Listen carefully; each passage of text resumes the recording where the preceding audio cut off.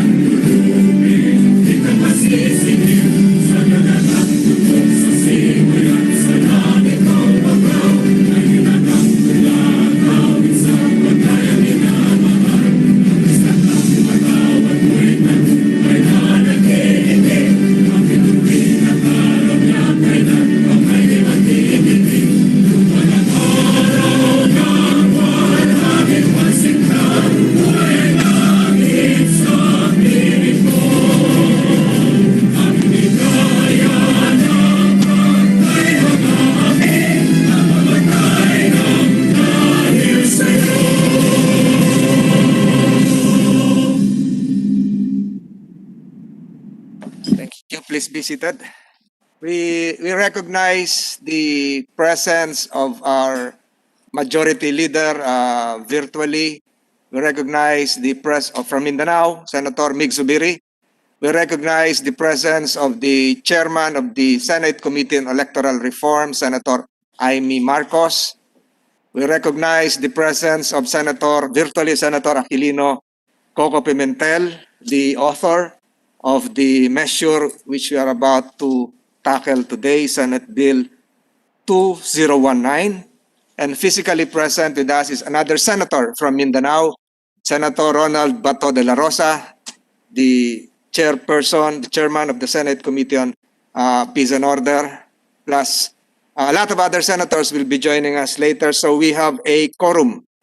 In view of that, the Senate Committee on Local Government is now in order. May we ask the Secretariat to recognize the resource persons in attendance? Thank you. Perhaps, starting with the names of the first to arrive, if you have that, or the in alphabetical order. Thank you. Thank you, Mr. Chair. Good morning. We would like to recognize Member of Parliament Rasul Ismail. Thank you, sir. From the BTA Parliament, we have Attorney Omar Sema, Deputy Speaker. Ministry of Public Works, BTA Parliament, Minister Edward Guerra, with Omar A. Abutasil, Executive Assistant, Tarhata P. Kalim, and Mr. Abdul Ramin No. From the Bangsamoro Transition Authority, we have From the province of Sulu, of course, our Governor Abdusakur M. Tan. Thank you, sir. Together with the following staff, Gambrazar Hayudini and Yashmi S. Tan. And together, sir, with the mayors, they're having other requirements complied at this moment. Mayor Hadar Hajiri of Lugus, Mayor Hermot Jikiri of Indanan, Mayor Nivokadnezar Tulawi of Talipao, Mayor Nurhan Berto of Pandami, Mayor Al-Hadar Loong of Parang, Mayor Abdul Baki Ajibon of Omar, Mayor Kirkhar Tan of Holo, Mayor Ben Said Muksan of Siasi, Mayor Alfrazier Abdurajak of Panamao, Mayor Nur Shamir Halun of Kalingalan Kalwang, Mayor Abdurauf Burhan of Pata, Mayor Mo Mustafa Burhan of Panglima Tahil, Mayor Asri Taib of Panguratan, represented by Ami Hamja Taib, as well as former Mayor Peping Halun, and Hata Berto. Also, Executive Assistants Wilkinson A. Tan, Abehar E. T. Sahimari. For our virtual attendance, we have the following. From the BTA Parliament, we have our Chief Minister, Honorable Ahod Balawag Ibrahim. Also from the BTA Parliament, we have Attorney Nabil Tan, Attorney Paisalin Tago, and Attorney Jose Lorena. And representing the Bangsamoro Sign BBL movement, Duma M. Mascud. We also have Deputy Speaker Kadafe Mangundadatu. From the Ministry of Basic, Higher and Technical Education, we have Minister Mohahar Iqbal, Chairman and MILF Implementing Panel. From the Ministry of Interior and Local Government, we have Minister Nagib Sinarimbo. From the Ministry of Public Order and Safety, Mr. Hussein Munoz with Attorney Al-Rashid Lukman Balk. From the BTA Parliament Minority Leader, we have Attorney Liza M. Alamia. The Deputy Minority Floor Leader, Attorney Rasol Mitmog Jr. The Deputy Minority Floor Leader, Attorney Soharto Ambolodto. And Member of Parliament, Mr. Amil Bahar Mawalil. From the province of Lanao, we have Attorney Alan Panolong, Board Member of the Sangguniang Panlalawigan.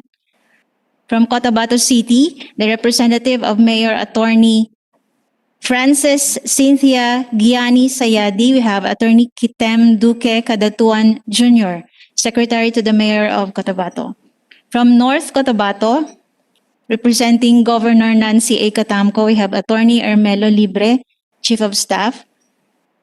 From Pikit, Cotabato, the representative of Mayor Sumulong K. Sultan, we have City Norshina Sultan, Executive Assistant 5. From Midsayap, Cotabato, we have Mayor Romeo D. Aranya. From Isabela Basilan, we have Mayor City Jalia A. Turabin Hataman. From the third-party monitoring team, we have Mr. Eno Marius, Chairman.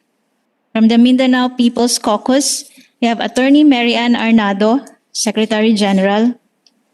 From the Office of the Presidential Advisor on the Peace Process, OPAP, we have Yusek David Dishano, Chair of the GPH Peace Implementing Panel for the GPH MILF Peace Accord. Yusek Wilben Mayor, Chief of Staff. And from the GPH Peace Panel Secretariat, we have Mark Bayanito, Mohammad Dipatuan, and Joseph Balagtas, as well as Director Farah Grace Naparan from the GPH Peace Panel member. From the DILG, we have Yusek Marjorie Halushos of the Mindanao Affairs and Special Concerns, and Yusek Rico Judge Echeverry, External and Legislative Affairs. We also have from the DOJ, Department of Justice, State Counsel, Attorney Dave M. Fatalia. From the Department of Finance, we have Director Jesus Nathaniel Martin Gonzalez, Director 4 of the Legal Affairs Office. From the Department of National Defense, Attorney R.J. C. Lim, Chief DLLS of the Office of the Undersecretary for Special Concerns. From the Department of Budget and Management, we have Ms. Kathleen Pilapil, Budget and Management Specialist of the Local Government and Regional Coordination Bureau. From the Commission on Election, Attorney John Rex Laudianco, Director 3 of the Law Department. From the Parish Pastoral Council for Responsible Voting, PPSCRV, we have Maria Isabel Buenaobra, Executive Director. From NAMFREL, National Citizens Movement for Free Elections, Mr. Lito Averia. Also from DILG, we have Yusek Bernardo Florese. Also from DBM, we have Mr. Ryan Joseph Dagdag. And we have online, sir, virtually, the Chief Minister.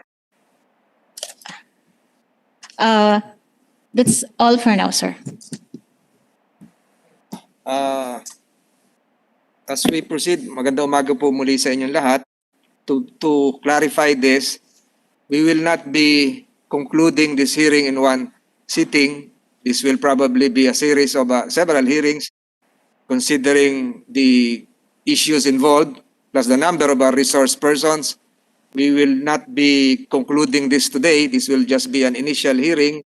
So I restate again, the topic of this hearing is Senate Bill 2019, authored by Senator Aquilino Coco Pimentel, an act amending Section 3, Article 16 of Republic Act 11054 entitled an act providing for the organic law for Bangsamoro Autonomous Region in Muslim Mindanao, repealing for the purpose Republic Act 6734 entitled an act providing for the organic law of the Autonomous Region in Muslim Mindanao as amended, entitled an act to strengthen and expand the Organic Act for the Autonomous Region in Muslim Mindanao and setting for the purpose the first regular election of the Bangsamoro government filed by Senator Coco Pimentel. And then Senate Bill number 2025 authored by Senator Richard Gordon, also aiming to achieve the same purpose, which is to strengthen and expand the Organic Act for the Autonomous Region in Muslim Mindanao. We'd like to acknowledge the virtual presence of Senator Christopher Bongo. Magandang umaga po muli. Ito pong ating pagtatalakay ngayon ay isa lamang sa mauunang marami pang pagpupulong nitong committee ito. Under the Bangsamoro Organic Law, the transition period for the establishment of the Bangsamoro Autonomous Region shall commence upon the ratification of the Organic Law and shall be governed by the Bangsamoro Transition Authority or the BTA, which shall be the interim government of the region during the transition period. The transition shall end upon the dissolution of the BTA. The BTA shall be deemed dissolved upon the election and qualification of the Chief Minister under the first Parliament. So ulitin ko po, ang topic natin ngayon ay yung extension, but there might be collateral issues that might be discussed as well, but I urge our resource persons to focus on the measures at hand, the twin bills filed by my colleagues. This committee would like to take legislative notice of the fact that this is not the first time an extension has been proposed. There were 8 instances when elections in the ARMM were postponed. The first postponement was from March 4, 1996 to September 9, 1996. That was the third autonomous region in Muslim Mindanao, and the election was supposed to be held on March 4, but it was amended by Republic Act, March 4, 1996, it was amended by Republic Act 8176, which was approved December 29, 1995, or around 3 months before the scheduled election, and moved the election to September 9, 1996. The second postponement occurred March 8, 1999 to September 9, 1999. The fourth election was supposed to be held on March 8, 1999. It was reset to September 9, 1999 by virtue of Republic Act 8746. The third postponement occurred September 1999 to September 11, 2000. The supposed election of September 1999 was again reset to the second Monday of September 2000 by virtue of Republic Act 8753, which was passed on September 8, 1999, or 1 day before the scheduled elections on September 9, 1999, under Republic Act 8746. And the fourth postponement transpired on September 11, 2000 to May 14, 2001. 10 days before the special elections of September 11, 2000, the date of the fourth ARMM election was moved again to the second Monday of May 2001 by virtue of Republic Act 8953. This time, the ARM election was set to coincide with the general elections. The fifth postponement occurred May 14, 2001 to September 10, 2001. Another law was passed, Republic Act 9012, which changed the date of the election from the second Monday of May to the second Monday of September 2001. The sixth postponement occurred September 10, 2001 to November 26, 2001, a month after the passage of the amendatory law, Republic Act 9012, RA 9054 again postponed the elections. The seventh postponement happened through Republic Act 9333, which set the dates for succeeding ARM elections pursuant to RA 9054. RA 9040 fixed the date for one election, November 26, 2001. Republic Act 9333 was enacted fixing the date of the ARM elections, to the second Monday of 2005. On August 8, 2005 and August 11, 2008 elections, the 5th and 6th ARM elections respectively, the 2nd and 3rd ARM elections based on the organic law was based on 933. Only once have the elections been conducted on a date specified by law, and that is the 2008 ARM elections. The 8th postponement occurred on August 8, 2011 to the second Monday of 2013. And here we are tackling the twin bills proposed by my colleagues. We have a full-blown hearing today, and we hope to tackle all of the measures. So we hope to have a very productive hearing given the number of resource persons we have. Again, this committee would like to reiterate the aim of achieving peace, lasting peace in the BARM region.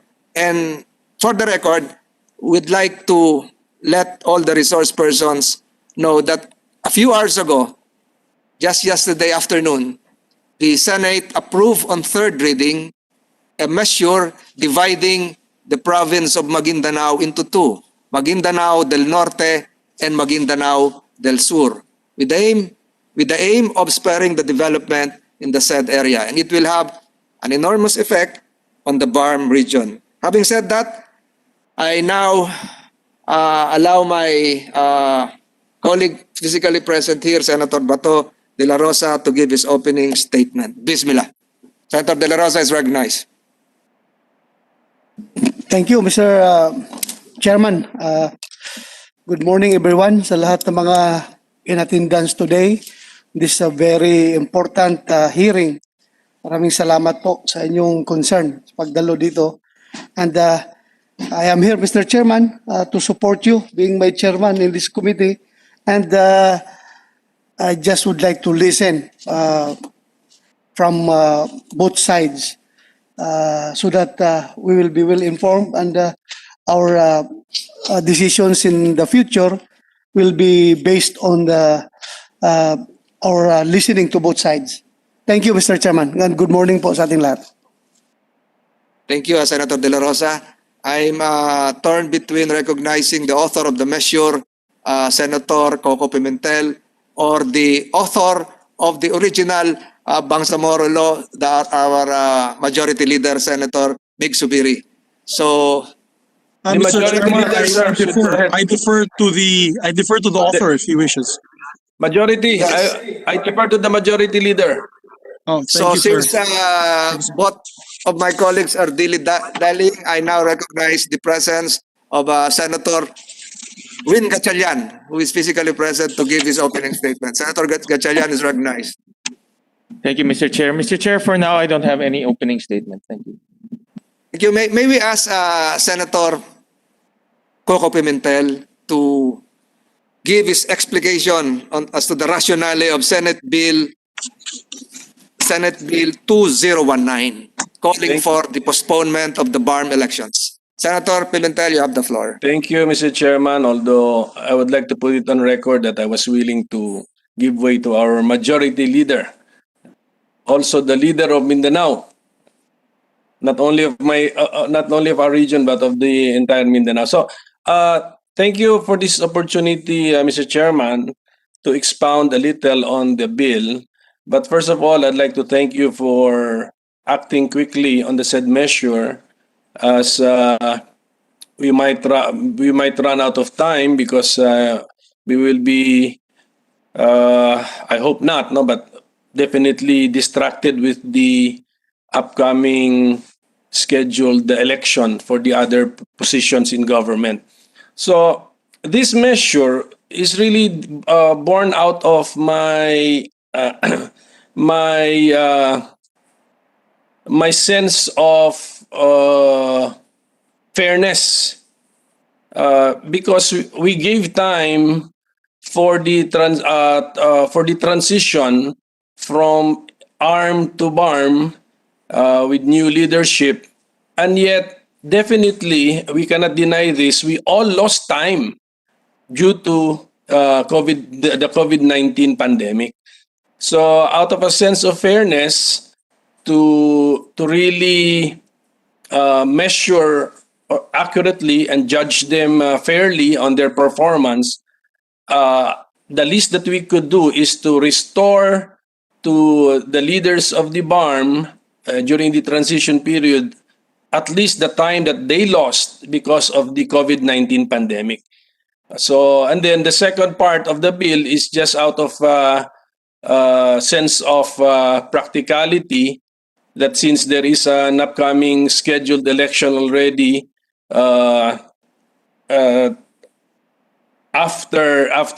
the original schedule is postponed, we just time it with the next scheduled regular election. So just to be practical about it. But it's the first part which is more important, whether or not you agree with my sense of fairness that our current leaders during the transition period, who were given a limited period of time, lost time because of COVID-19 pandemic, just like the rest of us. Naramdaman natin yun na yung productivity din po natin ay naapektuhan. So that's all, Mr. Chairman, and I wish the committee all the best. Thank you. Thank you, Senator Pimentel, the author of the measure. Senator Gordon, another author, is about to join us virtually. We recognize now our majority leader, the leader from Mindanao, Senator Mig Subiri, for his opening statement. Thank you, Mr. President. I am flattered and honored to be called the leader of Mindanao, but there's several of us, Mr. President, Mr. Chairman. We have our former Senate President who is my neighbor in Cagayan de Oro, Senator Coco Pimentel. We have, of course, Senator Bato de la Rosa on your right, Mr. President, Mr. Chairman, as well as Senator Bongo and as well as Senator Manny Pacquiao. Although we're all from Mindanao, we all have one heart for peace and development of our island region. Allow me to read just a quick opening statement, Mr. Chair, to our good chairman of the Committee on Local Government, to the members of our committee, to our Chief Minister and our friends of the Bangsamoro Parliament and the ministries, together with the local government units of the Bangsamoro Autonomous Region in Muslim Mindanao, particularly our governors and mayors that are there physically and virtually. To all the civil society organizations and colleagues in government, good morning to us all.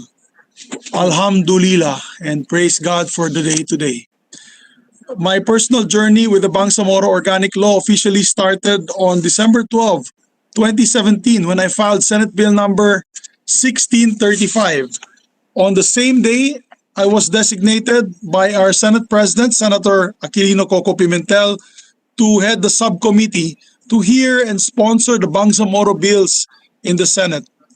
I gladly took the cudgels for the Bangsamoro bills at the time when it was not popular to do so, owing to the checkered history of previous attempts to enact a law that will be acceptable to all the stakeholders in the Bangsamoro and the national government, and one that will stand legal scrutiny. Immediately, Mr. Chairman, ladies and gentlemen, we buckled down to work, conducted marathon hearings in all provinces of the BARM area, and even in Zamboanga City, with record-setting, and may I repeat this, with record-setting number of senators during an out-of-town hearing.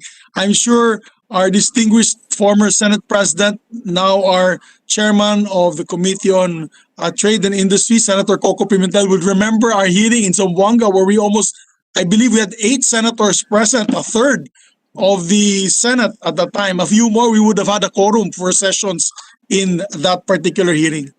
We also made milestones in visiting the MILF camp in Camp Darapanan and the ground zero at the Marawi City siege area.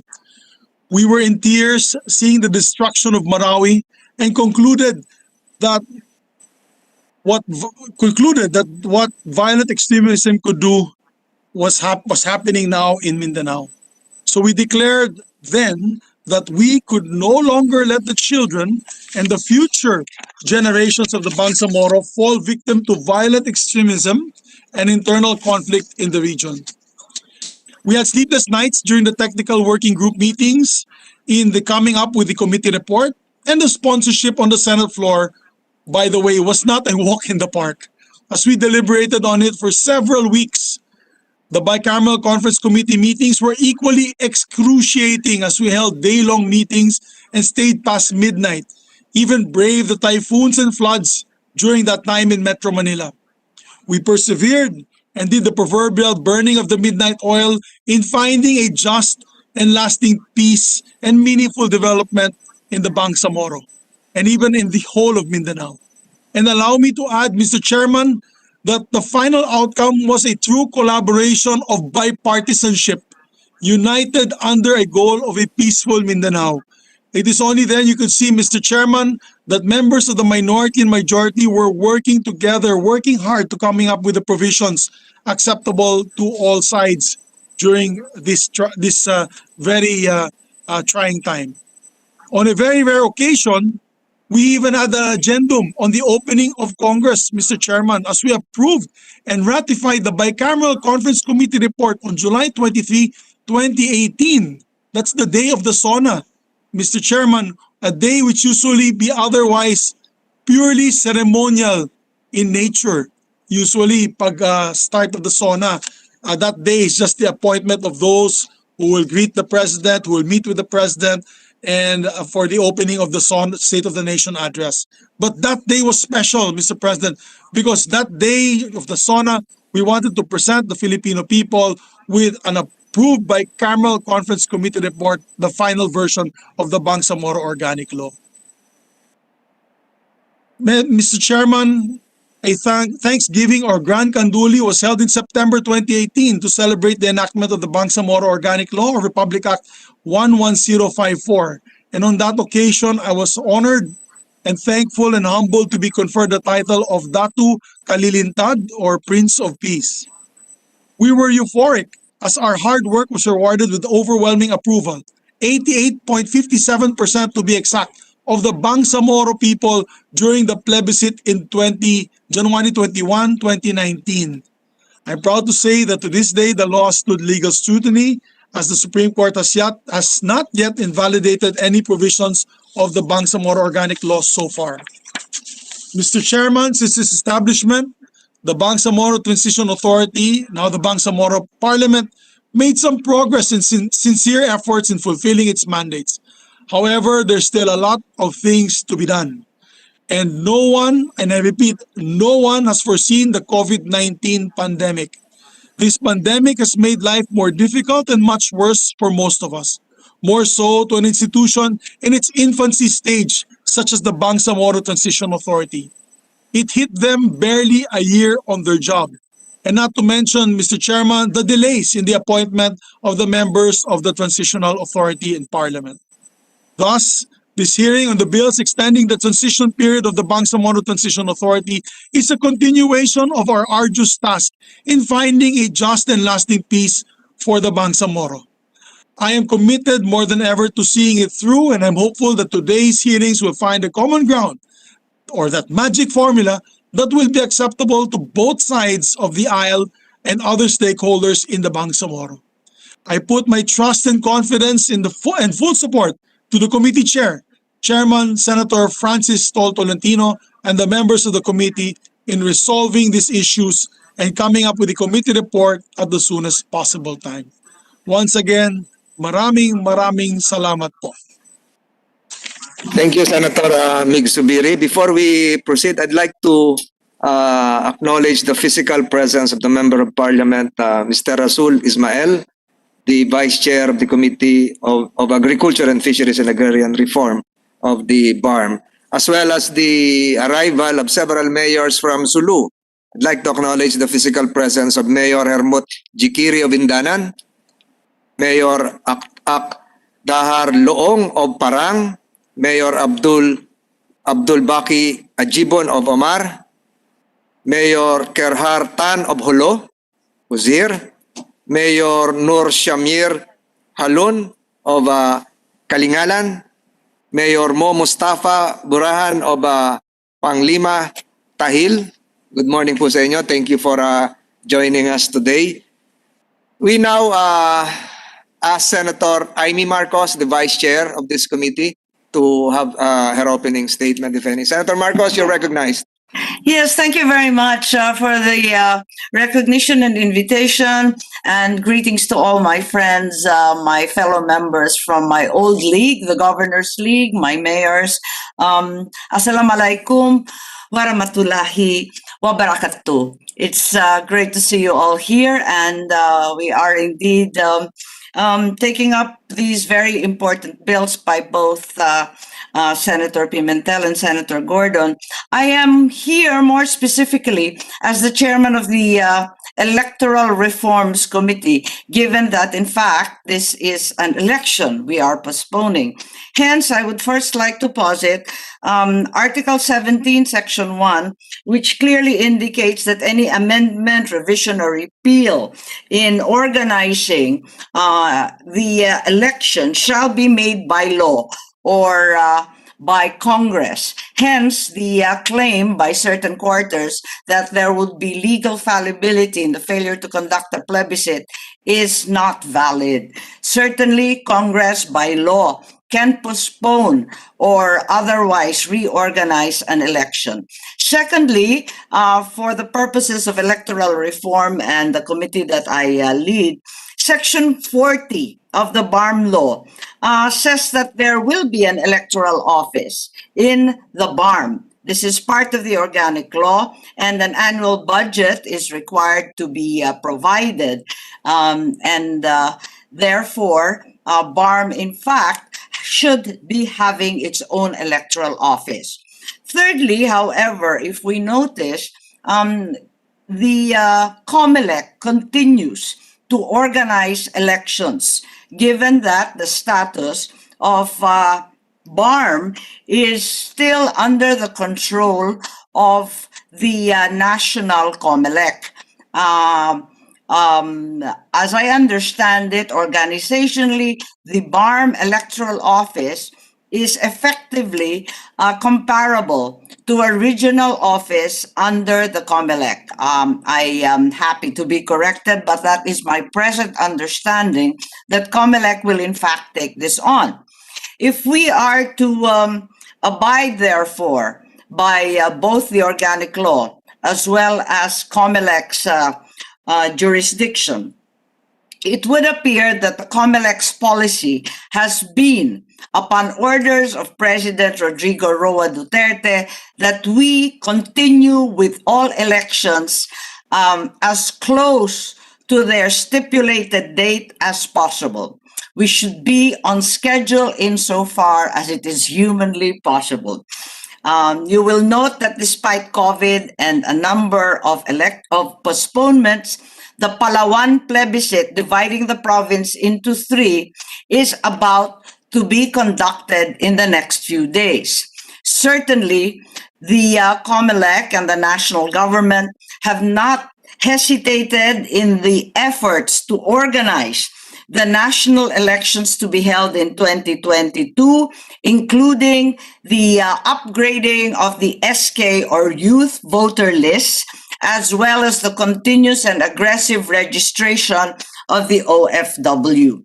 As our chairman has observed, there have been 8 postponements, a long series in the history of BARM, and only one has actually been on time in 2008. To my mind, given the purpose of this law, which was to rectify the historical injustice politically, militarily, as well as economically, it is important that we conduct these elections at the soonest possible time. That is to say, that may not be 2022, but perhaps a compromise may be struck that even a few months or a year after the national election of 2022, we can address the issue of a BARM election. After all, the continued effort at decommissioning and normalization cannot be undertaken without full political legitimacy, without inclusive governance, and without a complete exercise of the voting rights of the Mindanao people. Certainly, this was the purpose of the bill, and it might be time to reconsider this. So I posit a compromise that if 2022 is indeed too soon, postponing and establishing a date for a regional election very closely thereafter may be may provide its own advantages so that we can all assist the transition committee so that we can focus on the normalization that has been stymied by the pandemic so that the unique and difficult circumstances in the area can also be specifically addressed. I thank you, Chairman Tolentino. Thank you, Senator Marcos. Perhaps that's also a continuation of the vision of your brother who used to head this committee, if I'm not mistaken. But for the record, I'd like to impress upon our resource persons, the members of the BARM, those coming from the civil society, the government sector, our LGU colleagues, that any decision emanating from this committee will not be the decision of the committee chair. Before we decide as to the outcome of these twin measures, we will meet and vote. So that decision will be a decision of the committee. And the decision of the committee will be a collegial decision, and I just asked Senator Gatchalian if the chair is allowed to vote. Parliamentary procedure will dictate that the chairman only votes in case of a tie. So for the record, let me state the members of the Committee on Local Government. The Vice Chairman is Senator Amy Marcos, also the Chairman of the Committee on Electoral Reforms. The members are the following: Senator De La Rosa, who was here a while ago, he'll be returning, Senator Christopher Bongo, Senator Bong Revilla, Senator Win Gatchalian, who is physically present here with me, Senator Nancy Binay, Senator Cynthia Villar, Senator Panfilo Lacson, Senator Joel Villanueva, and one of the authors, Senator Aquilino Coco Pimentel, Senator Francis Pangilinan, Senator Risa Ontiveros. Ex-officio members are the following: Senator Ralph Recto, the President pro tempore, Senator Juan Miguel Zubiri, the leader of Mindanao, Senator Franklin Drilon, the minority leader. Having stated the membership of the committee, I reiterate again that this will be a committee decision. We will be having a committee meeting and we will vote. And the outcome will be a collegial decision. May we now ask Senator Bongo if he's ready for his opening statement? Senator Go? Senator Richard Gordon, the other author of the measure, are you around virtually? He was about to log in. Kung wala pa, we'll just allow them to enter as they join us virtually. But we have a series of presentations that were asked of us. We have the Office of the Presidential Advisor for the peace process. Secretary Galvez is not around virtually because he has to fly to India to secure another bulk of vaccines coming from India's Serum Institute. So I think his office has a short presentation, and if his undersecretary is ready, we can proceed. OPAP, are you ready? Can you just identify yourself, the undersecretary? We cannot hear you. OPAP? Good morning, sir. Yes, I think you're alone inside your room. You can remove your face mask so you'll be more audible. I have with me my other members of the panel, sir. Okay. We are four So in the that's room. protocol. Go ahead, sir. Go ahead. Identify yourself. Yes, sir. I am Undersecretary David Diciano, the GPH Implementing Panel Chair, and I'm representing Secretary Galvez on this particular Senate committee hearing. Your Honors, other participants of this committee hearing, good morning. I'll be reading a OPAP's position as regards to the extension of the PTA and the postponement of the election from 2022 to 2025. So here's the OPAP's position. As the health crisis has temporarily delayed and restricted the delivery of peace work in the grounds, the OPAP, as reflected in the statement of the Presidential Advisor on Peace, Reconciliation and Unity during the House Special Committee hearing on Peace, Reconciliation and Unity, sees that the call for extension of the transition period for the BARM is reasonable and necessary in order to provide ample time to lay down the foundation for transition.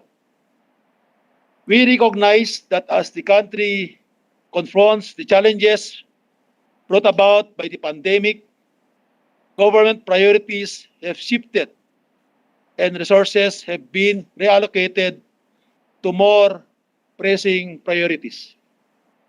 As a result, the gargantuan task of the BARM and the BTA pursuant to their mandates in the ball is made even more difficult.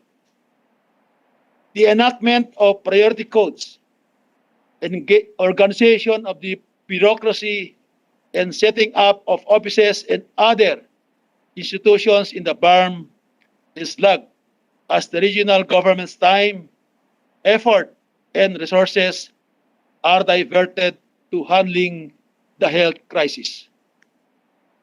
As for the implementation of the normalization program, OPAP is steadfast in its goal of delivering all commitments in the signed agreements in accordance with the agreed timeline. As the signing of the exit agreement is expected to be done by 2022, the OPAP is planning and programming its deliverables in accordance with this schedule. OPAP is one with the BARM government in working for an efficient transition as an essential component in entrenching just and inclusive peace in the Bangsamoro. That is the OPAP position, sir. Thank you and good day. Just stay put, Yusek, kasi baka mamaya marami pang tanong. Just stick around, we'll be asking some questions. We now recognize Secretary Lorenzana, if he's around. Secretary Del of the Department of National Defense. Any position from DND? Can you hear us? Mr. Chair, we will be submitting our official position paper. For the Can you identify yourself? I'm attorney. Dami kasi, pasensya na, I see a lot of personalities in a small screen and I can hardly recognize except for my colleagues who are familiar with me. So can you identify yourself? Mr. Chair, I am attorney RJ Lim from the Department of National Defense, and we will be submitting our official position paper in writing to this committee. Can we have that?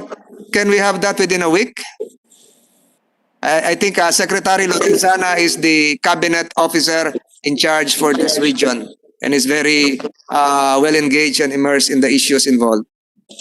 Thank you. Yes, Mr. Chair. Thank you. May we ask, I think Secretary Anyo is still not healthy to appear. The representative of the DILG, Undersecretary Flores, if you're around. Yes, thank you very much. Thank you, recognized. Thank you very much, Mr. Chair, and to the honorable members of the Senate Committee on Local Government. I thank as well the honorable chair and the other members for inviting us in this hearing for us to be able to represent the national government as well as the local government units in BARM, the governors and mayors, as well as the PTA. I attended the meeting in Davao last February 27 together with the Honorable Chair and Senator Subiri. And it was a great dialogue wherein the two groups have somewhat come up with a compromise agreement.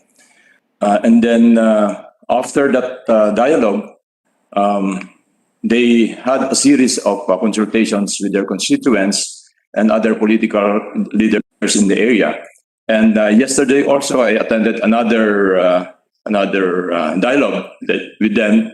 And the latest so far, yesterday was supposedly to sign a covenant on what we have agreed on last February 27, but it was held in abeyance pending the request for the manifestation of Governor Sakur to submit the respective legal opinion on whether it is proper and legal to reappoint members of the BTA, particularly the 39 members who were appointed by the president. So they will be submitting their legal opinion on Friday to the Department of National Defense, and from there, I guess there will be a good compromise, and whatever the agreement or whatever compromise they could agree on, then the department will support whatever is their decision. So thank you very much, Mr. Chair, for inviting us in this forum. Good morning. Thank you, Yusek. Thank you also for your continuous participation. Before we recognize the Chief Minister of BARM, Alhaj Murad Ibrahim, I'd like to recognize again the arrival of the physical arrival of some of the mayors from Sulu, Mayor Hadar Hajiri of Logos. Thank you for coming, sir. Mayor Nixo Kadnedsar Tulawi of Talipao. Thank you for coming, sir. Mayor Alfraser Abdu Rajak of Panamaw. Thank you for coming, sir. Former Mayor Hata Berto, and the following executive assistants from the Office of the Governor, Wilkinson Tan and Bejar Sahi Mari. Thank you for coming. May we now recognize the Chief Minister, Alhaj Murad Ibrahim. And before he starts, I'd like to remind the resource persons and those physically present, levity aside, the Senate, another committee of the Senate tackled a firecrackers bill, and that is meant to regulate the sale of firecrackers. So this committee will not be expecting some fireworks, so to speak, because that firecrackers bill is lodged in another committee, not this committee. May we now recognize the Chief Minister, Chief Minister Murad of the BARM. Chief Minister, you're recognized for your presentation. Bismillahirrahmanirrahim. The Chief Minister, Rahul Balawag Ibrahim, is sending his regrets that he cannot join us either physically or virtually. But So it's now Minister Iqbal. yes, I'm reading Thank you, sir. The message of the Chief Minister. Bismillahirrahmanirrahim. Before I begin, let me extend my warmest salutations and gratitude to the Committee on Local Government and the Committee on Electoral Reforms and People's Participation, headed by Senator Francis Tolentino and Senator Amy Marcos, respectively, to the respective committee secretariat, honorable members of this chamber, especially Senator Coco Pimentel, Senator Miguel Juvire, Senator Richard Gordon, Senator Winnie Gatchalian, and of course, to all those who are present here this morning. A peaceful day to all of you. Mr. Chair, The discussions on why we need to extend the transition period for the interim government is clear by now. Aside from the urgency to complete the normalization track of the peace process, there is a need to make use that the infant government fulfills its mandate to the people, and that can only be realized if we have completed setting up the new bureaucracy as mandated by Republic Act number 11054, otherwise known as the Bangsamoro Organic Law. We have also made it a point that extension of the Bangsamoro Transition Authority is not about keeping power, but to assure that there is also a proper transition for our comrades on the ground towards a productive civilian life. After all, Mr. Chair, the heart of this government is about providing hope to those who were scarred by the decades-long conflict in Mindanao and restarting their lives during this transition phase. Mr. Chair, Senate Bill numbers 2019 and 2025 manifest that urgency.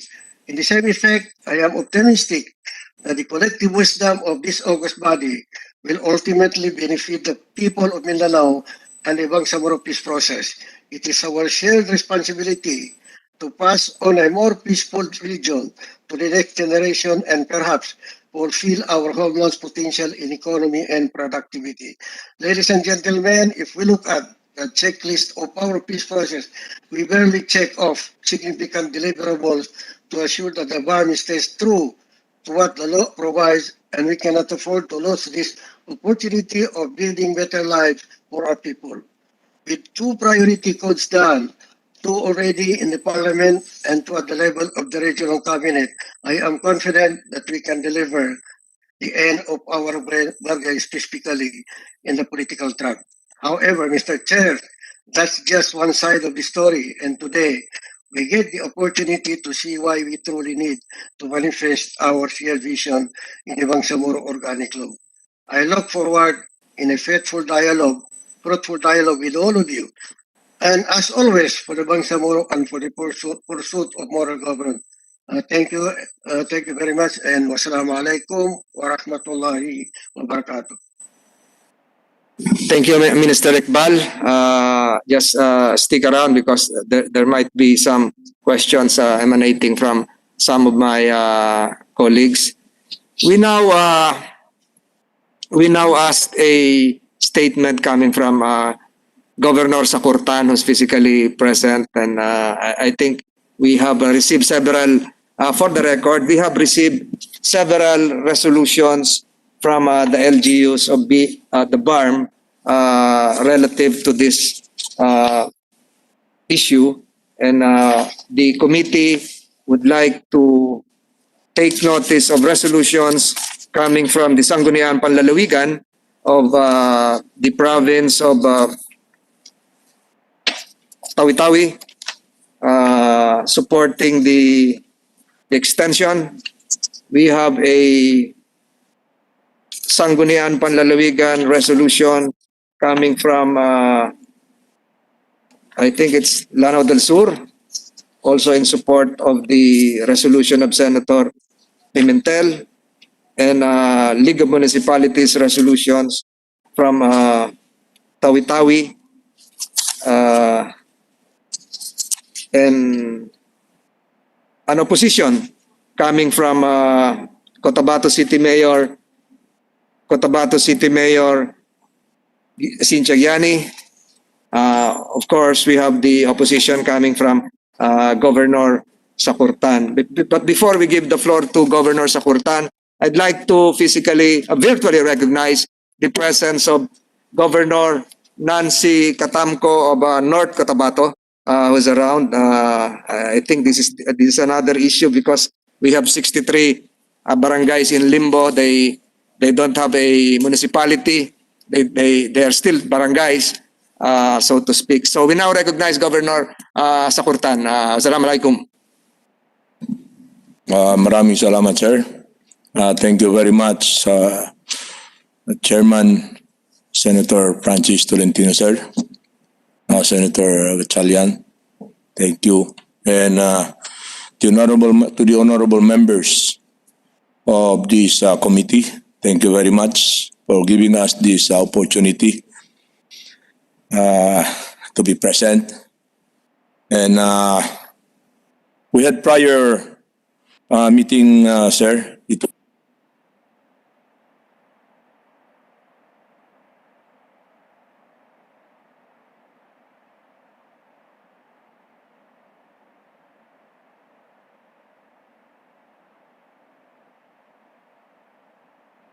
that informal meeting, it was attended by the chairman and the majority floor leader, Senator Mig Zubiri, as well as Senator Rabato. And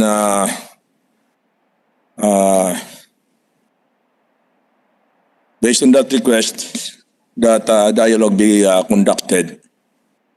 We did had a dialogue with our brothers from the BARM, headed by the Chief Minister Murad Ibrahim, together with members of his team that was in Cotabato, where the Chairman Tolentino was also present, as well as Senator Mig Zubiri, as well as the SND, the Senate Secretary. I think, Governor, that was in Davao. That was in Davao. I'm sorry. Also, Secretary Lorenzana and others. Secretary Abisado was also present. And of course, there were other secretaries and undersecretaries of the different departments, as well as Secretary Galvez himself. And we're very, very thankful that dialogues obtained between the two sides, although not exactly opposing, as during that meeting of ours, we started to try to meet perhaps halfway. And of course, there were proposals coming from us to conduct the elections, considering that it is so provided in the Organic Act. And referring to the postponements of past elections in the ARM, according to our lawyers, in the ARM postponements, it was not so provided in the Organic Act, the setting of the elections. It was not so provided, so it was that easy, perhaps, to just change the dates or move the dates of the elections. Unlike in this BARM organic law, it is so provided that the term would be 3 years and the elections would be synchronized, and that it is going to be in 2022. And this was submitted to the people in the plebiscite. And last night, there was supposed to be a covenant signing supporting the extension, but I suggested to the presiding Secretary Lorenzana that we should not sign first, but look into the legalities and the orderliness of the matter of signing covenants and proceeding with the postponement of the elections. So I suggested that we submit legal opinions so that perhaps this can help. This can help us look into it so as not to, we do not want to cause any embarrassment, especially to the, of course, the institutions like the Congress of the Philippines, as well as the President himself, as while there were proposals like we conduct the elections, we argued that the elections of the new members of parliament would be far better than just proceeding with a transitory authority. A transitory authority to us is not actually the parliament. So it is a transitioning to the parliament. And the parliament can, of course, continue whatever mandate is given to the transitory authority. So, in which case, to us, it would be more legitimate and very regular, and as well as consistent with the provisions of the law and our commitment to the people by doing the plebiscite or conducting the plebiscite, that in 3 years, the people will be given that right of suffrage, which rightfully belongs to them. So, I would think that maybe there could be, interested people, so many intelligent people here in the Philippines who may question the orderliness or the legality of moving the date of the election from what is so provided in the organic law. Although we agreed that we are going to support the candidacy of Chairman Murad, that being the commitment of the government of the Philippines to allow them to govern as a part of the compromise. But then, we thought that that would be far easier for us and would regularize and organize the parliament, the first parliament. Because at the moment, they are governing not as a parliament. In fact, it was so mentioned by the Honorable Senator Nene Pimentel that we are transitioning to towards the first parliament. Now,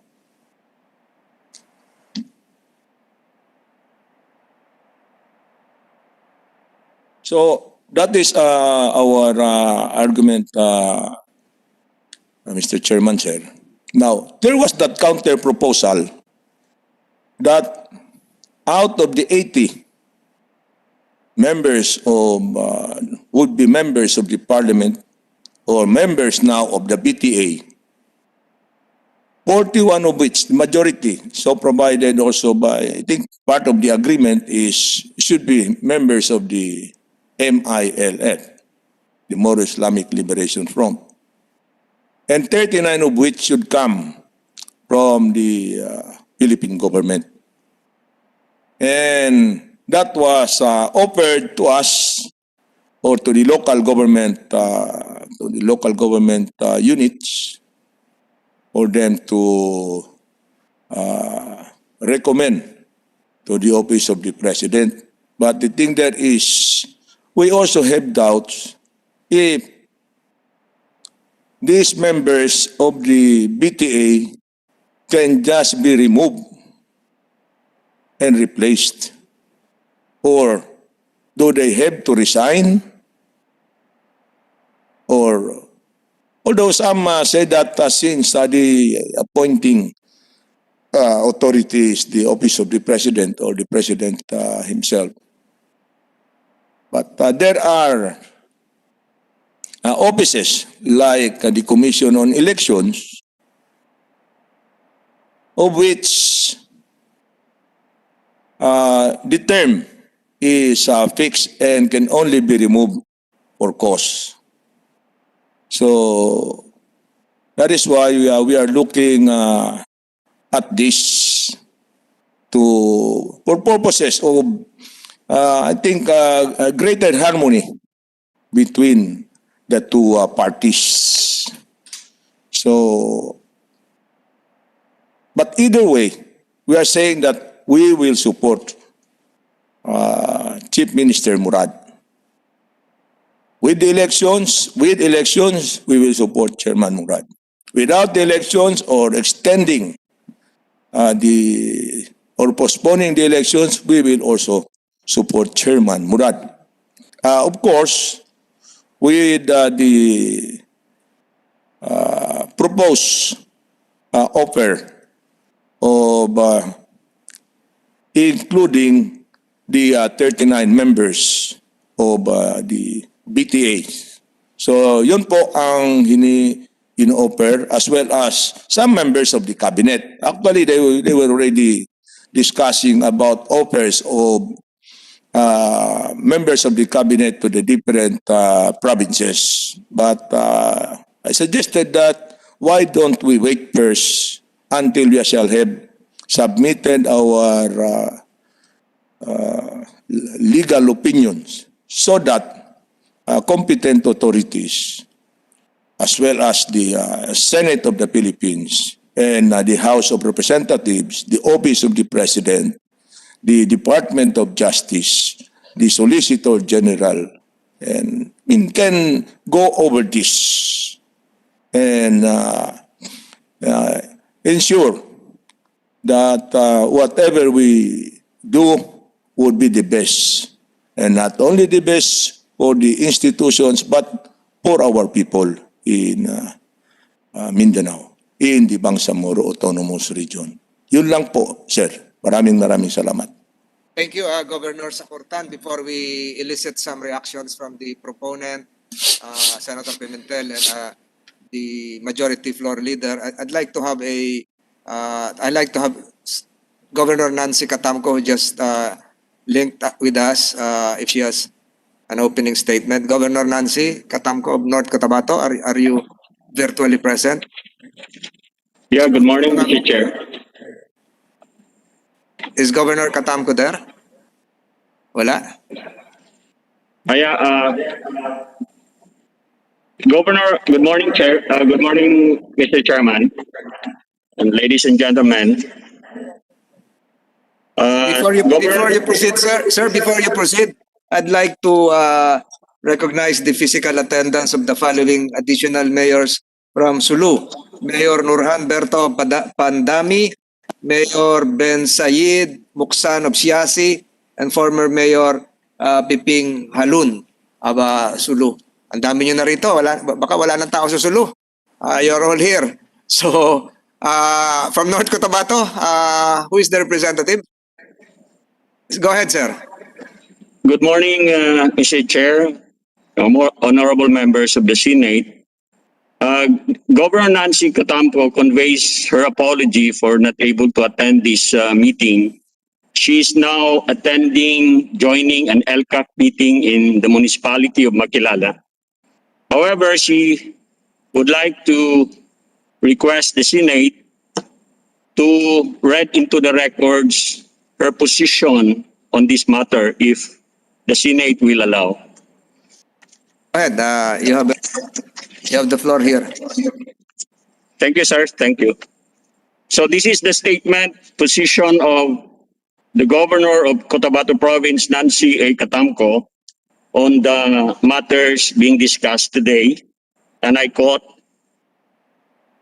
Republic Act number 11054, the Bangsamoro Organic Law, was approved in a plebiscite conducted on January 21, 2019. This law outlined many important provisions to ensure a realistic empowerment and genuine self-governance of the Bangsamoro Autonomous Region in Muslim Mindanao. It provided, among others, the process of normalization to finally end decades of conflict and misunderstanding. The BARM territory is now expanded so that its development initiatives will become more inclusive. An important mechanism created by the Bangsamoro Organic Law is the Bangsamoro Transition Authority, which is tasked to provide reinforcing framework for effective governance of BARM. The Transition Authority is given a specific period to work on the initial complex work of laying down the needed governance structures that will pave the BARM's multidimensional operations. Under the Bangsamoro Organic Law, the first regular election for the Bangsamoro government shall be held and synchronized with the 2022 national elections. I never hesitated to support the initial clamor to extend the existence and working time of the Bangsamoro Transition Authority. Their mandated tasks are heavy and complicated in view of the many multi-sectoral concerns that have to be considered in framing concretely the inclusive visions enshrined in the Bangsamoro Organic Law.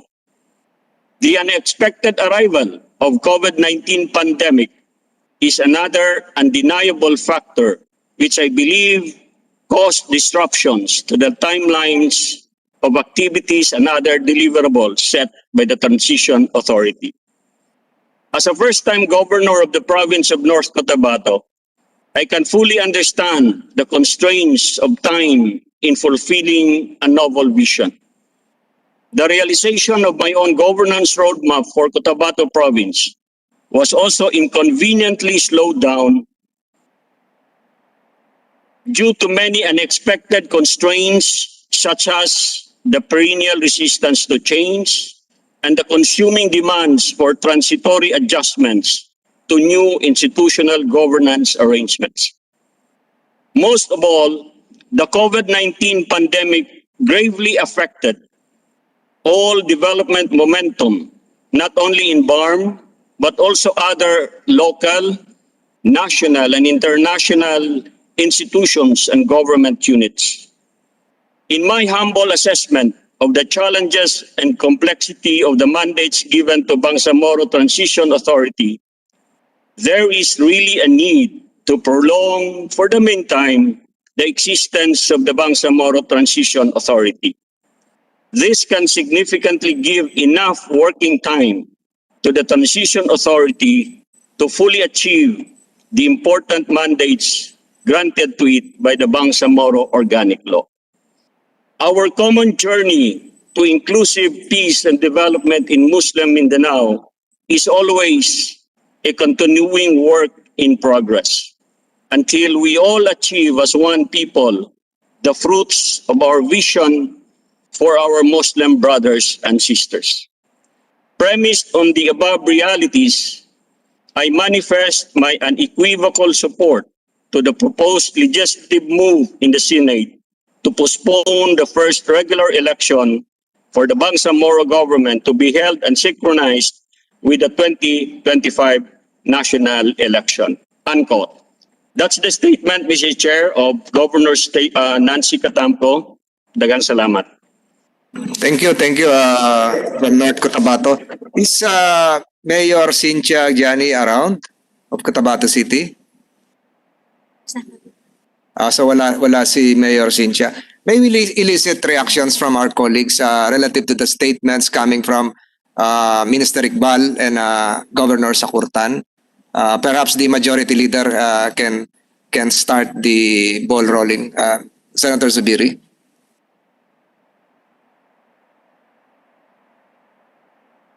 I'm sorry, Mr. Chairman. What was that again, Mr. Chairman? My apologies. I'm also shuttling between your committee and the Committee on Public Services. What was that again, Mr. Chairman? Yes,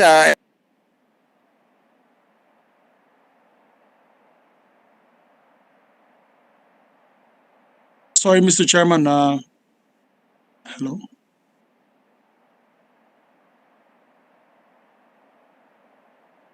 It's them. It's not us. My apologies, but I think I lost the chairman. Sila. Senate. Sen Coco, can you hear the chairman or wala din? I can hear you. I think tayo nawala eh. No, sila. Tayo nawala? Yeah, Tayo nawala sa Tayo nawala sa kanila, sila nawala sa atin. Parang ganun. Parang there are two groups. Yeah, I think they're having problems. So, Senator Pimentel, can you hear us? yeah, sorry, we lost you. We lost you, Chairperson. Yes. So it's okay now? Can you have your thumbs up if you can hear us? So we can proceed. Senators, Mig Zubiri, can you, would you like to react as to the statements coming from Minister Iqbal and Governor Sakurtan? And we are now treading on grounds that probably would invoke the commissioning process, the need for an electoral code, the need to comply with the date set forth in the law that you authored if it is 2022 elections. So, Senator Miggs, you have the floor. Thank you very much, Mr. Chairman. Actually, we're in a quandary because, you know, as much as we want to also accommodate the local government units of their request to have a local synchronized with this coming 2022 elections, the truth of the matter, Mr. Chairman, is the transition authority was a bit delayed in its implementation. The appointment of their leaders were delayed, practically almost 6 to 8 months delayed. And then we have the pandemic, which prevented a lot of our leaders to really assemble during the ECQ period. There was no assembly, so napakahirap. Humabol na lang sila katulad natin, Mr. Chairman, na magkaroon ng virtual assembly. But tayo na una sa Senado at sa Kongreso. So it was a unique situation where everyone was in. Hindi na sila makaikot sa iba't ibang probinsya. So there really also was a delay in the implementation of the promises of the Bangsamoro Organic Law. With that said, I think they're trying their best now to fast track. No, I believe there's a comprehensive infrastructure program in place. If I'm not mistaken, over 3 to 4 billion per province would be given in terms of infrastructure. They're speeding up their laws that they need to pass, the codes that they need to pass under compliance of the Bangsamoro Organic Law. Pero yun nga, medyo bitin. So it's trying to, the ball is really in the hands of the committee on deciding the greater good, no, the greater good of the region. When I say greater good, it's peace and development, Mr. Chairman, and we don't want to go backwards. We don't want to step back into a period of hostilities once again, because that would be the worst for us. It is unprecedented yung growth rate ng Mindanao after the Marawi siege and after the passage of the Bangsamoro Organic Law. We have seen a development in northern Mindanao that we haven't seen in many years.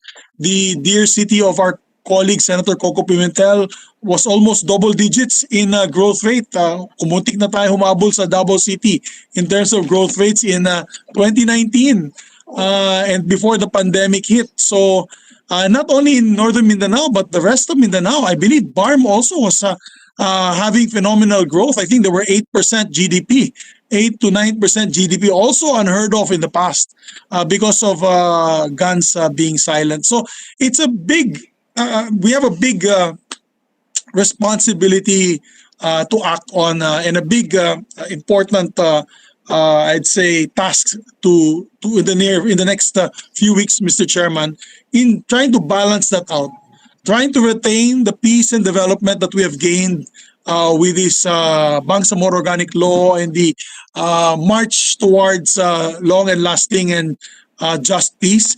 At the same time, being able to comply with the democratically set processes in our constitution. So yan po ang napakahalaga, giving the people a choice, at the same time continuing the peace gains that we have had in the last few years. So I leave it, it's impossible for me to decide, Mr. Chairman. You know, I am just a one person. Of course, I would like to see my baby, our baby. I consider that our baby. Senator Coco was the Senate President at the time we approved it. So that's our baby.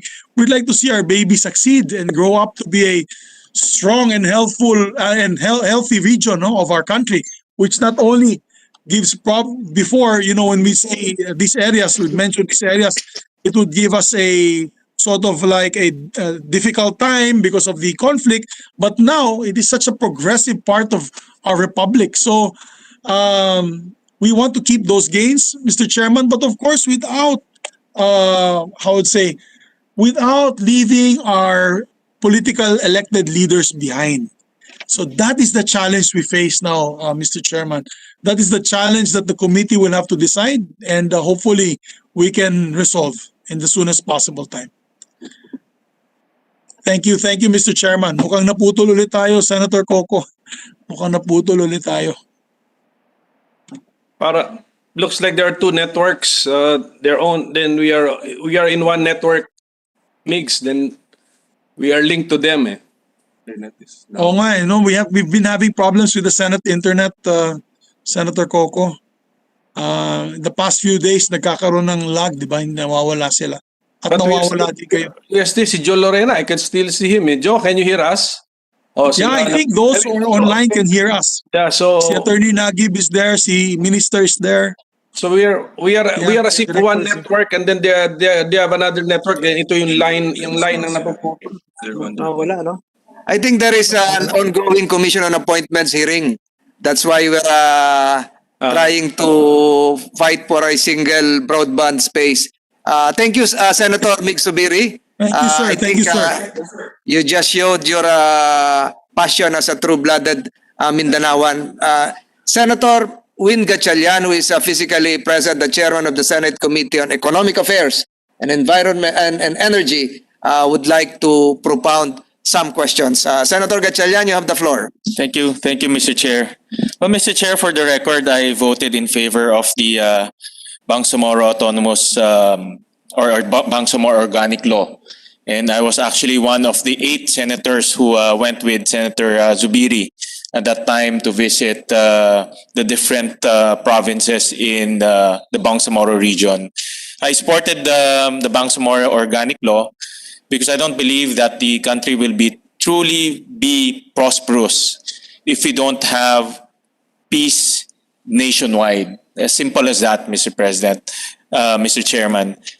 True prosperity comes with true peace nationwide, not only in Metro Manila, not only in Luzon, but throughout the country, in all nooks and crannies of our beloved nation, Mr. President. So, Mr. President, I also voted for the organic law because I remember during the discussions, Mr. President, the young lawyers of the Bangsamoro Organic Law, the young Muslim lawyers, were very passionate about getting the organic law approved, Mr. President. I remember the young Muslim lawyers visiting our office constantly, convincing us, explaining thoroughly the organic law and its benefits to our Muslim brothers and sisters, Mr. President. Those young faces inspired me, Mr. President, because I can see their passion. And most of all, I can see they're fighting for hope in their home region, Mr. President. So that also convinced me to vote for the Bangsamoro Organic Law. But Mr. President, mas na-convince po ako sa charm ng ating majority floor leader. Alam niyo naman yan, pag nagsabi na dapat tulungan, tutulungan ho talaga natin. No? But levity aside, Mr. President, having said that, this postponement, Mr. President, is also quite an important topic. Alam naman ho natin, no, mga politiko, marami na ho tayong na-postpone na iba't ibang election from barangay to the ARM. Ang kasabihan nga nila, para sa isang magaling na leader, maiksi po ang 3 years, pero para sa masamang leader, mahaba po yung 3 years. So postponing it will have adverse consequences, Mr. President, Mr. Chairman. So having said that, Mr. Chairman, I have very fundamental questions, very, very fundamental questions to the OPAP.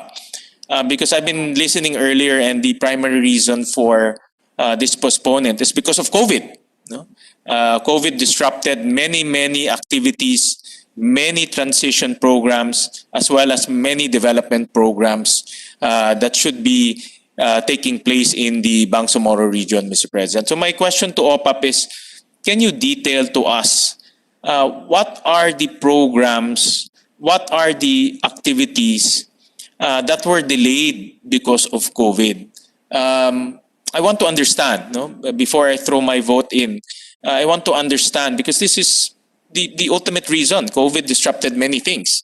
But that disruption also happened in Metro Manila, happened in Valenzuela, and we just had to navigate and adapt to that disruption, Mr. President.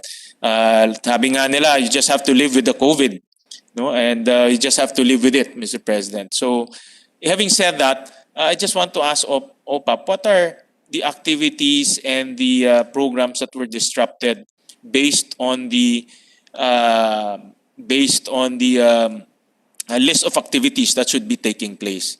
This is a fundamental question, Mr. President, but it will help us understand and hopefully later on make a decision, Mr. President. OPAP, can you answer that? And perhaps if I may add, if Minister Iqbal is also willing to answer that. But before they answer, I'd like to recognize again the virtual presence of Senator Bongo and our minority leader, Senator Franklin Drilon. OPAP, you have the floor to respond. Yes, sir, Mr. Chair. If I may answer the question directly, I will briefly discuss the normalization activities that OPAP is implementing in compliance to the comprehensive agreement on the Bangsamoro. This is the normalization track, and I will just give some major updates as to what activities that we have done for the past few years. First, on the security aspect, that is part of the normalization. And on that security aspect is the decommissioning of the 40,000 combatants and the 7,000 weapons. As of this date, we are now on phase 3, meaning we are on the process of decommissioning the 14,000 combatants for this year up to next year, and the decommissioning of 2,350 firearms for phase 3. We have just finished phase 1 and phase 2 of decommissioning of the 12,145 combatants up to last year, and the decommissioning of 2,245 firearms. So entering phase 3, that phase 3 should have started last year.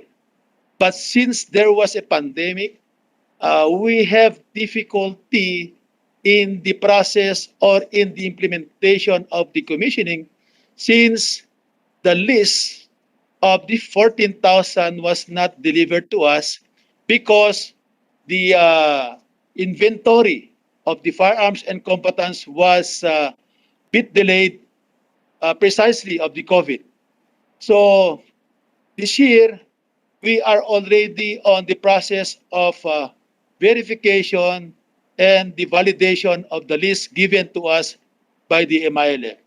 So again, the activity will be done this year up to next year.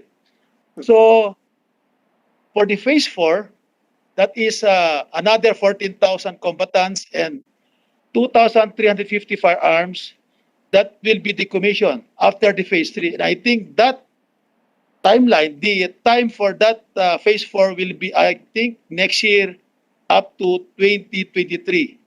And that is the conservative estimate on my part. On the other aspect of security, that is the training of the joint peace and security teams that will be deployed to secure all the areas needed to be secured for the areas that is being left for the teams to secure, especially for those combatants that need to be secured. So up to this time, we have already finished the training of the 15 teams for the joint peace and security teams. Another program is the disbandment of private armed groups, the management of light weapons, and the resolution of dispute, the resolution of dispute resolution, meaning uh, the RIDO. That's part of the security aspect. And for the socio-economic aspect of the normalization, we have already delivered some of the deliverables, meaning the immediate cash assistance for the 12,145 was already given.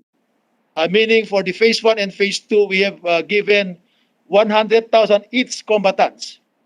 And other programs intended for the combatants like the capacity development, livelihood development are already on its way.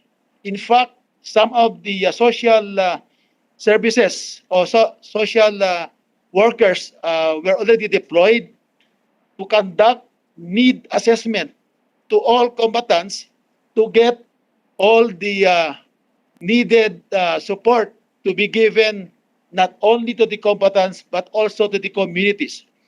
So up of this date, we have already conducted the need assessment, and we are on the process of getting the assessment and the evaluation needed to deliver the needed programs to the communities and to the combatants. As of this date, we have already entered into a memorandum of agreement to other agencies of government. We have already a MOA with the NIA in building irrigation projects to all agricultural sectors of the BARM. We have also entered a MOA with the Department of Trade and Industry for the creation of a cooperative to the combatants. We have also the PhilHealth PhilHealth insurance and the birth certificate programs for all the combatants. And the bulk of the program is the housing project. This is the most difficult part because as of this date, there is no budget for the housing project to be given to the combatants because of the lack of funds. And that is the big challenge for the normalization program for the combatants and their communities. Another aspect of the normalization is the confidence building. We have already the camp transformation plan being turned over by the BPDA to the implementing panel for the approval of the transformation of the 6 major camps identified in 1999. These are the 6 major camps that will be transformed into a developed area so that it can be transformed into a productive community. Another aspect of the confidence building is the just recently signed amnesty program for the not only for the MILF but for all other armed groups, including the MNLF, the RPA, ABB, and the CPLA. And the last aspect of the normalization is the TGR or the Transitional Justice and Reconciliation. As of this date, the ICCMN TWG is on the process of developing a roadmap for the TJR, and they're on the process of capacity building and information campaign in all areas of the BARM as regards to the program of the TJR. So in that is the summary of the normalization updates. We will give you, if you don't mind, sir, we will be giving you a copy, or we will just send you a detailed updates of normalization program to your committee for your appreciation. Thank you, sirs. Thank you. Before I allow Senator Gatchalian to proceed, perhaps coming from OPAP, the OPAP family, I probably would like to ask this question to a friend.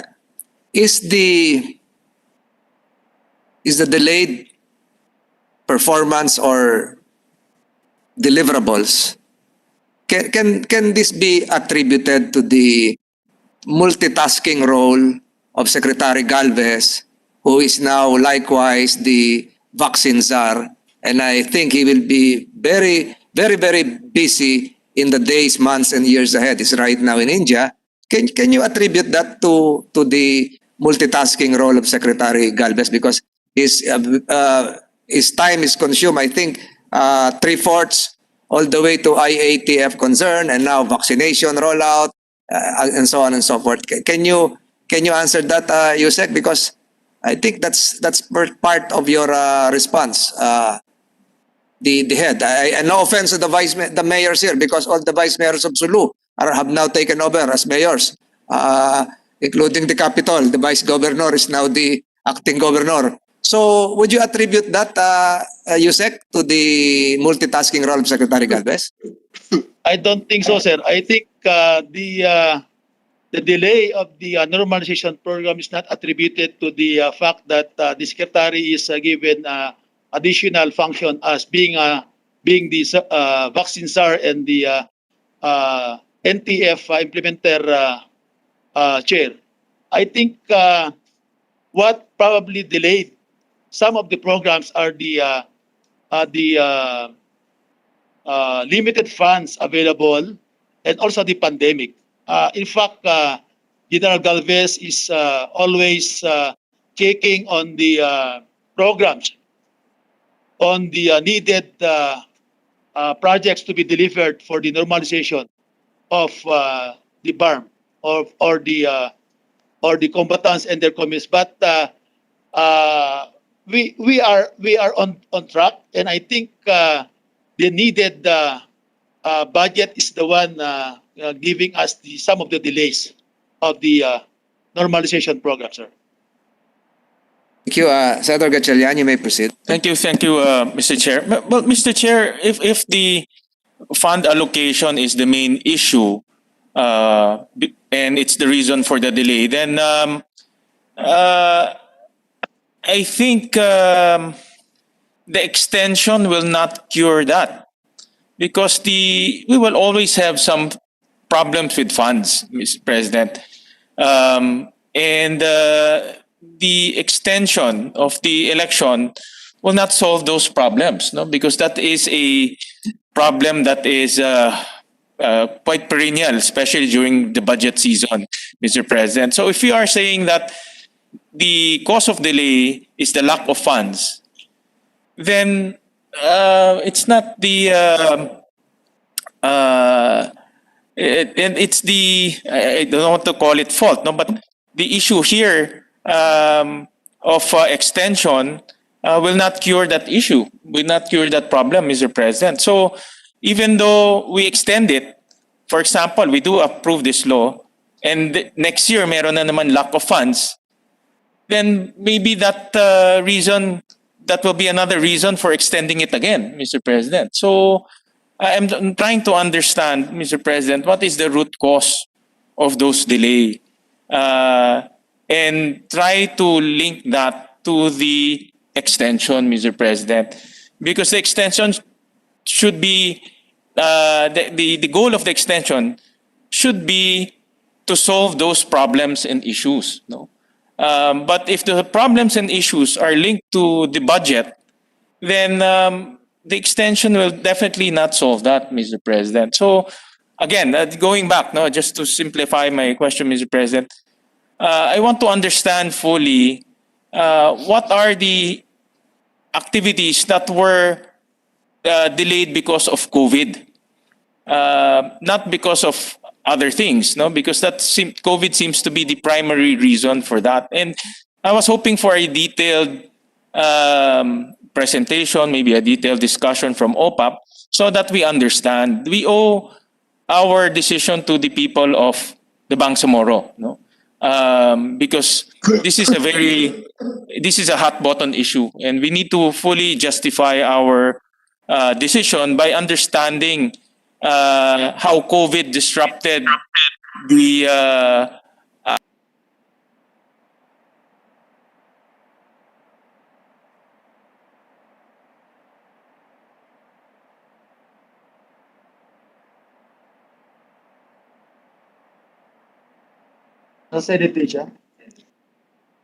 um, explanation of those activities, Mr. President.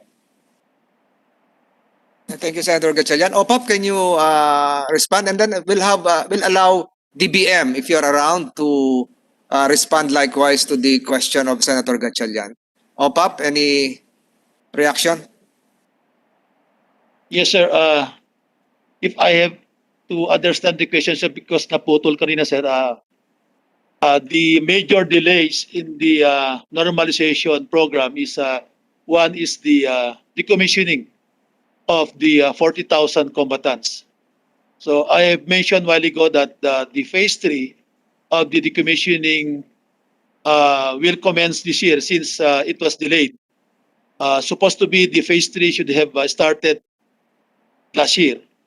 So the 28,000 combatants that will be decommissioned from 2021 up to the succeeding years is a very big task because it will entail a lot of work and budget needed, including the decommissioning of these firearms. So the 14,000 that is scheduled to be decommissioned this year was really delayed. So the 14,000 might be finished up to next year. And the phase 4, the succeeding 14,000 might even be delayed. So the timeline that I have mentioned while ago that the normalization based on our roadmap should be finished next year. That is 2022. So there was already a big delay in the normalization of the decommissioning of the 40,000, including the firearms. Again, related to the decommissioning is the implementation of the socio-economic packages for all the 40,000 combatants. So as of this date, we only gave 100,000 immediate cash assistance for the 12,145 decommissioned for phase 1 and phase 2.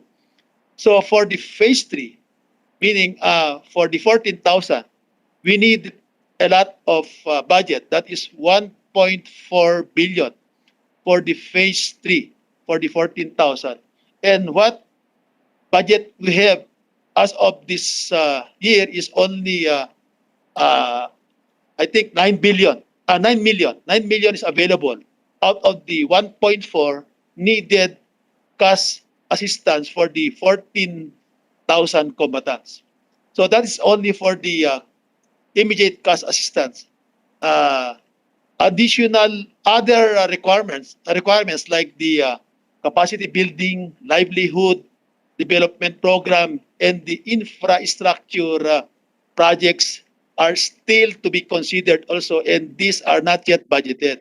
So if we have to sum it all, only 100,000 out of the 1 million that was being considered per combatants, that was only available for implementation.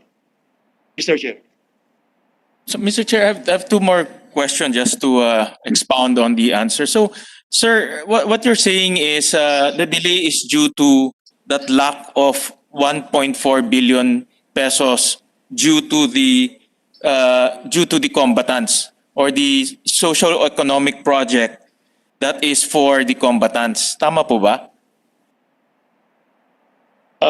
Yes, sir. Actually, sir, we just based the computation for the amount of combatants that can be decommissioned for this year, because we cannot decommission the 14,000 for this year because we will be experiencing a lot of challenges because of pandemic, because we will be going to a lot of areas just to make verification and validation of the 14,000.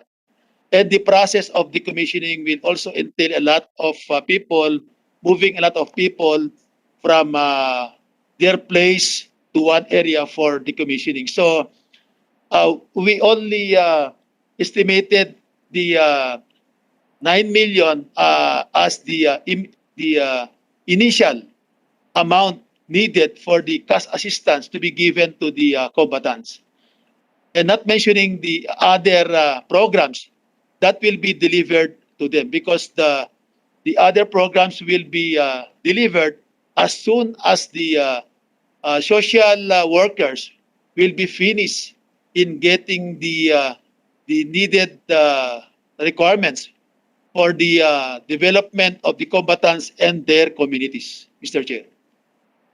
Thank you, Mr. Chair. My last question, Mr. Chair, is itong proposed earlier, sir, you mentioned that the OPAP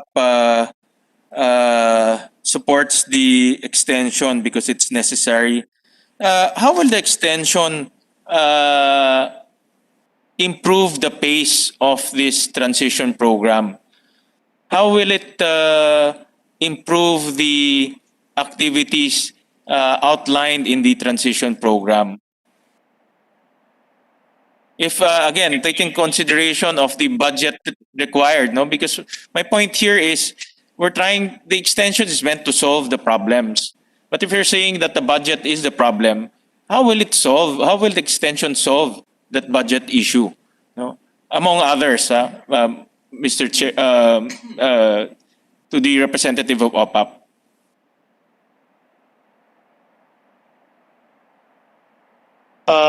Yes, sir. I think the program for the normalization really is not cannot be finished up to next year, as I have mentioned. But the program for the normalization will go beyond 2022, meaning we can still continue the other needed deliverables for the combatants and their communities even beyond 2022, because this is the commitment of the government in developing the combatants and their communities. So this is a continuing program, even if the election or the postponement will be approved or not. The program for the normalization will still continue, Mr. Chair.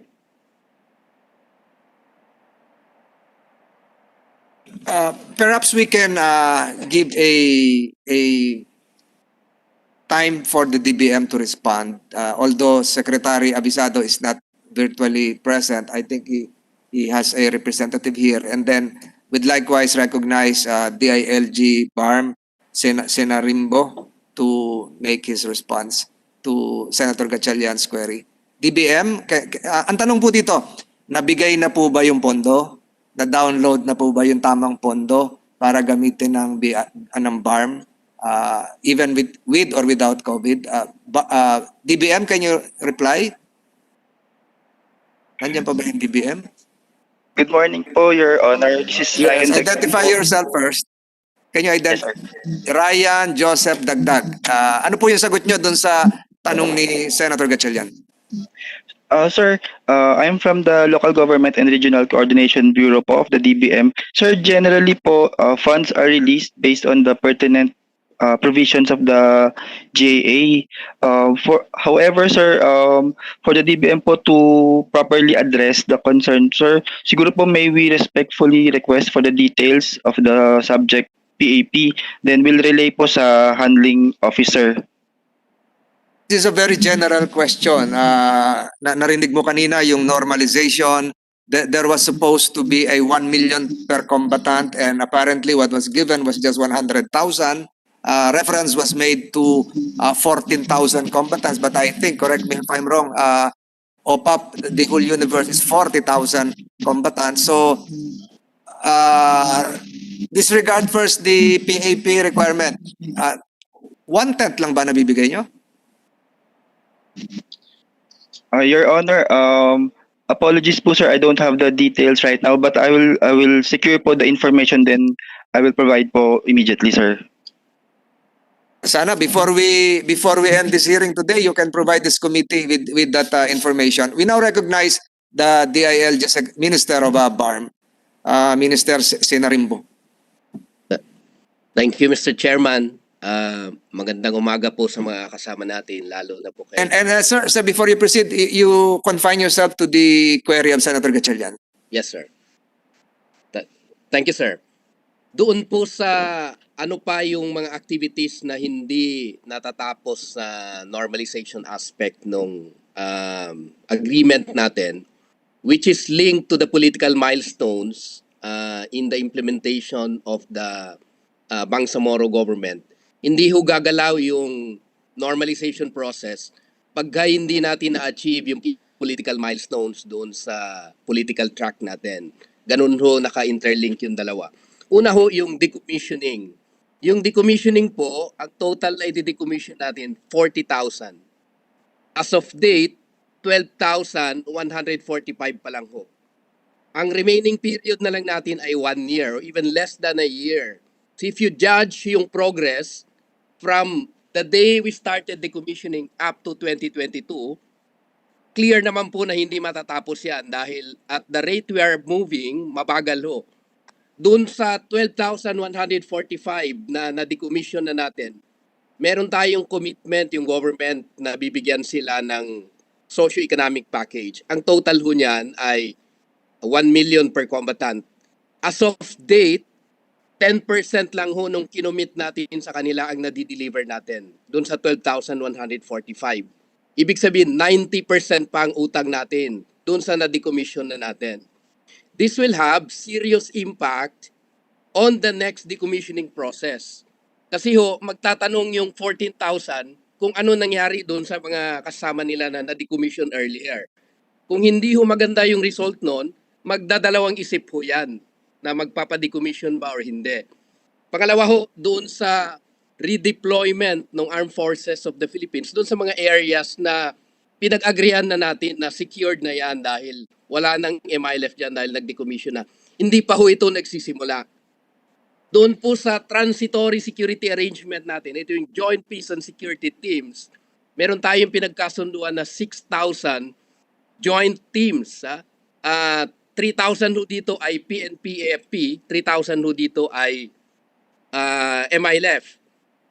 As of today, ang nade-deploy lang natin doon sa supposedly 6,000 ay 90 pa lang ho. This includes joint trainings, joint deployment, at saka yung agreement doon sa kung paano sila gagastusan. So of the 6,000, kung 90 pa lang ang nade-deploy natin, given na 1 year na lang, hindi ho talaga matatapos yon by 2022. Doon naman po sa transformation ng camps, at saka yung communities ng MILF, meron tayong agreement na mag-set up ng normalization trust fund. Yung trust fund na ho yun ay lalagyan ng donors ng pera nila, government can contribute. Yung pong pera sa trust fund gagamitin natin doon sa transformation ng mga kampo at saka socio-economic development ng mga communities nila. Hindi pa ho gumagalaw yan. Na-approve pa lang ho ni Presidente. So kung dyan kukunin yung gastos para doon sa transformation, 1 year na lang ho tayo, hindi pa nasi-set up yan, yung mechanism na yan, hindi rin ho yan matatapos by 2022. Doon naman po sa amnesty, kalalabas lang ho ng proclamation ng amnesty. Yung process will begin, appointment ng mga taong magpo-process niyan, magbibigin. Pinaka-importante rito sa amnesty, may mga senior leaders ng MILF na merong kaso, may mga iba nakakulong na. Kung serious tayo na mag-political transition sila para sa democratic process, and that includes participation in the democratic elections of the region and of the country, we need the amnesty before we do the elections. Kasi kung ako ay MILF, meron akong kaso, gusto kong kumandidato, hindi ako pwede dahil meron akong kaso. So, hindi ho magiging tunay at totoo yung democratic transition nila kung hindi natin bibigyan ng amnesty at saka pardon. Yung pong natitirang remaining period natin to go for an election is not sufficient to operationalize amnesty and pardon for many of the senior leaders of the MILF. So it is unjust. It would be unfair. It would be undemocratic to push for an election na hindi mo pa naman nagagrant yung amnesty doon sa mga combatants nila. Doon po sa private armed groups, ang agreement ho natin dyan, kasabay ho nung decommissioning, dapat mawala din yung mga private armies sa Bangsamoro. Kasi unfair ho sa mga MILF na nag-decommission sila ng combatants at saka firearms, pero meron ka pang mga private armed groups na sila namang maghahari-harian doon sa mga lugar. So hindi ho rin tama na hindi pa natatapos yung disbandment ng private armed groups, pero mag-election na tayo. Samantalang decommission natin yung mga MILF. Doon po sa third phase ng decommissioning, ang trigger ho noon ay yung operationalization ng policing in the Bangsamoro. Hindi pa ho ito natatapos. Pinag-uusapan pa lang ho namin yung guidelines doon sa policing. So wala hong trigger for the third phase of the decommissioning. So yun ho ay importante rin. Doon sa institution building ho ng Bangsamoro, marami din hong kulang na pinag-uusapan pa sa intergovernmental relations mechanism. But if these are asked, pwede naman ho kaming mag-respond nun. Ang pinaka-importante ho, kagaya kay Senator Gatchalian, alam ko siya nagtulak nung power for energy sa Bangsamoro. Pinag-uusapan pa lang ho yung co-management process dito. Halimbawa ho, sa Ligawasan Marsh, meron tayong prospective investor na gustong mag-invest doon sa exploration ng oil. Ito ay 50-50 ang sharing dito. Pero the mechanism on how to operationalize this has not been agreed yet. It's still being discussed at the level of the IGRB. Kaya ho hindi na pupush yung energy exploration in the Bangsamoro, which is a big potential for economic recovery in the region as well as in the country. So ito yung mga bagay na tingin ko ho ay hindi natin matatapos by 2022, which would have serious impact on completing the agreement of the parties and operationalizing what has been agreed as the Bangsamoro government in the region po. Salamat po. Thank you, Minister. Senator Gatchalian, your name was mentioned relative to the energy proposals. Yeah, but just to follow up on that question, but all of those identified by Attorney Sumarimbo, these can be completed even prior to the May elections, because these are all paperwork. And meetings can be conducted now through virtual.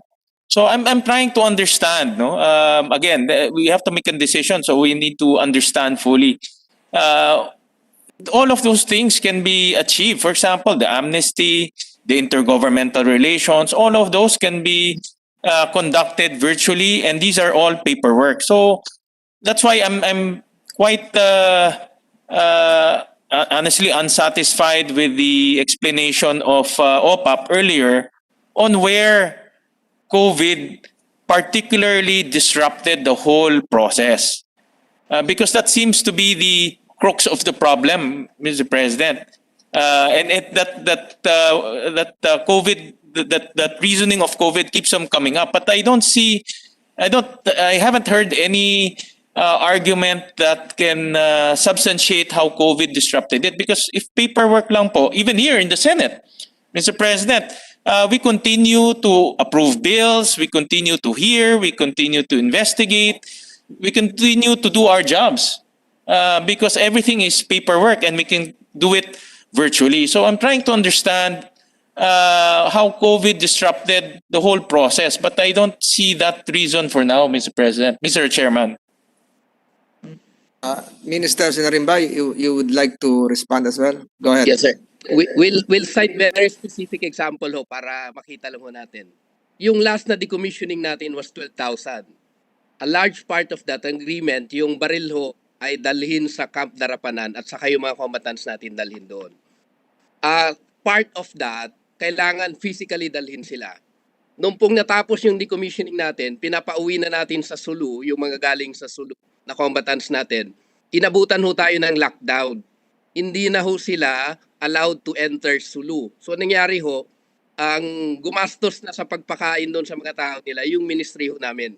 Dahil wala hong budget si OPAP para pakainin yung mga combatants. In the continuing monitoring ho, yung pong mga tao ng OPAP, TPMT at saka yung IDB na nagmo-monitor doon sa decommissioning, kami na rin po ang gumastos doon sa RT-PCR testing nila. Kasi hindi na ho talaga magagalaw. So, nagtagal ho, nag-rent na lang ho ng barko ang OPAP after the quarantine period na required sa kanila, after namin sila i-test. Pwede lang saka lang pinauwi yung mga combatant. So, there would be gatherings, there would be joint trainings, may mga iba hong kailangan na physical na may magtatrabaho para ho gumalaw yun. So, yun hong mga yun ay talaga hong impacted ho yun ng COVID-19. Mr. Chairman. Governor Sakur, before Governor Sakurtan responds, perhaps we'd like to put on alert Senator Pimentel if he has a reaction to this, and perhaps the good minority leader. Governor Sakurtan, you have the floor. Sir, there was mention about the stranded combatants from Sulu in Cotabato. Actually, they were there. When COVID came in, while they were delayed there at Adarapanan, they were there for 3-4 months, but we also provided some assistance to the family of those, I think 111 of them, only 111 of them. So hindi naman po ganoon kadami yung ginastusan ng So just to for the record, sir, at nagbigay po kami together with the military in the area ng kaunting tulong doon sa mga pamilya nila. And if I may, sir, in the matter of the task of the BTA, the law says that the implementation of the transition period can still proceed under a parliamentary government.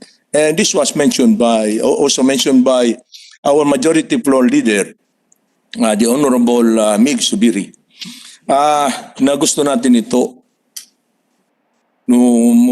mag-progress. So I would think that there is no better way of really strengthening the BARM than having a regular parliament. So kailangan talaga na para maging regular na ang parliament is para magkaroon talaga ng parliament is elect the members of the parliament. Anyway, they can continue to do whatever is the assigned task of the transition authority. In fact, the law says here in Article 16, Section 1, the transition period shall be without prejudice to the initiation or continuation of other measures that may be required by post-conflict transition and normalization even beyond the term of the Bangsamoro Transition Authority.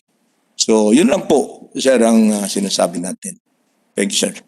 Governor Sakur, we have a member of parliament here, Member of Parliament Rasur Ismail. Is it correct from what we've heard so far that because of COVID-19, no sessions were conducted, thus derailing some of the legislative initiatives that were supposed to be in place as required by the law? Is that a correct assumption? Member of Parliament Rasul Ismail, you have the floor. Thank you, Mr. Chair.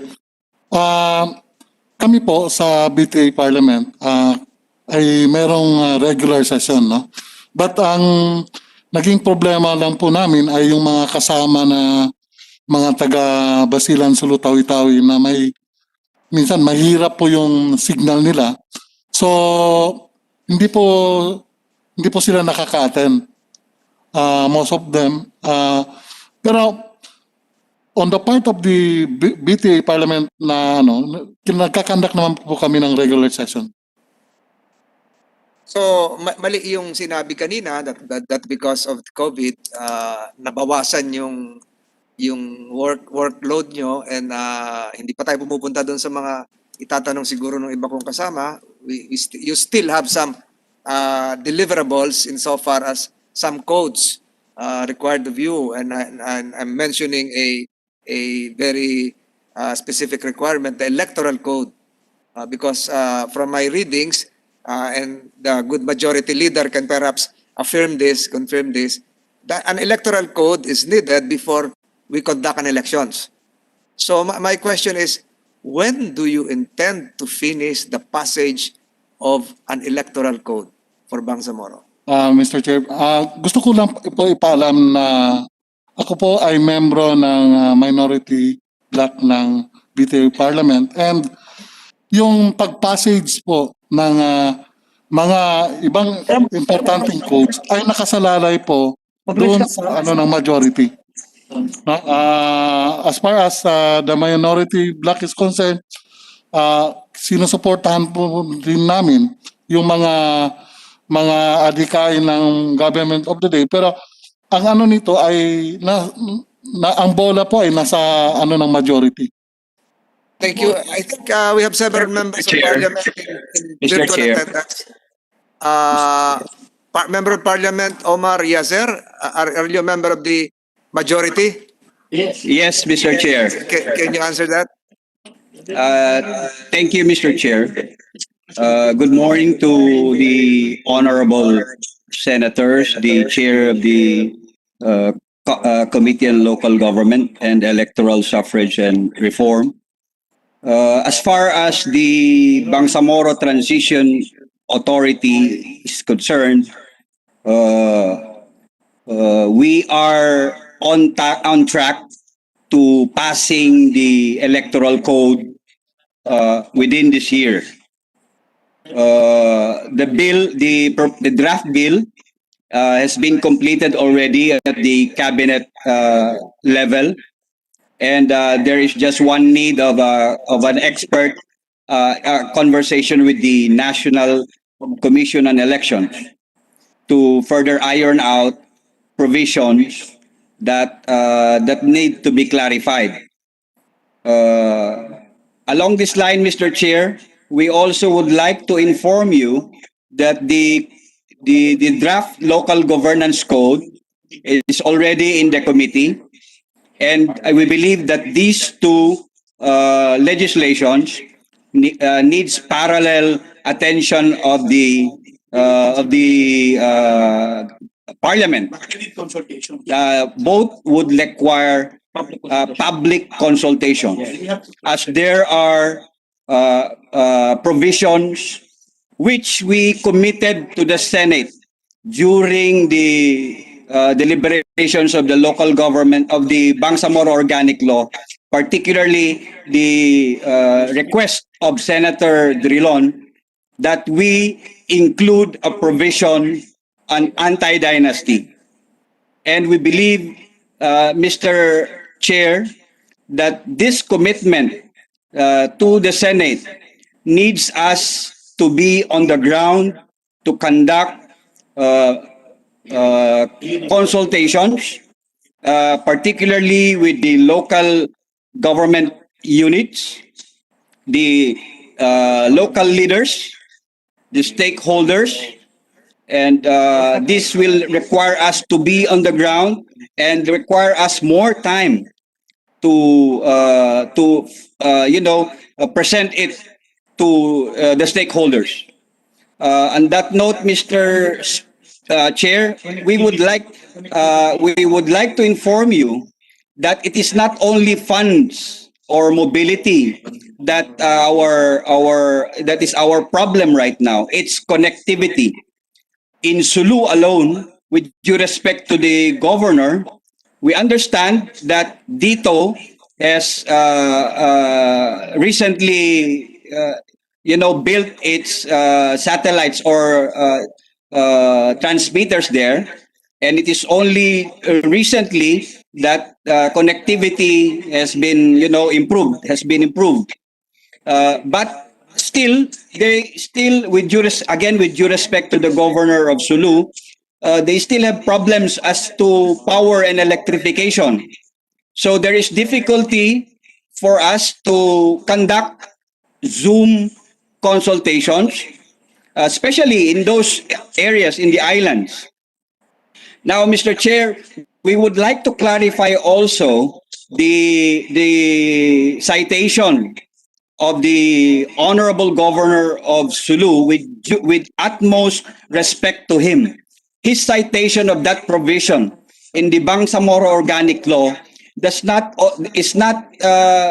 centered on the political process, but more particularly on the transitional justice mechanism. It was already properly answered by Attorney Sinarimbo that there are aspects in the political process that are inseparable to the normalization.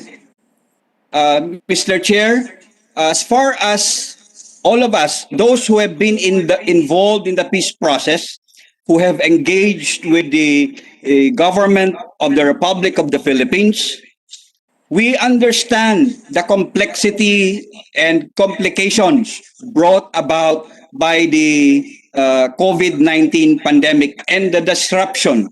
We understand we are in a volatile, uncertain, complex, and ambiguous situation because of the COVID-19 pandemic.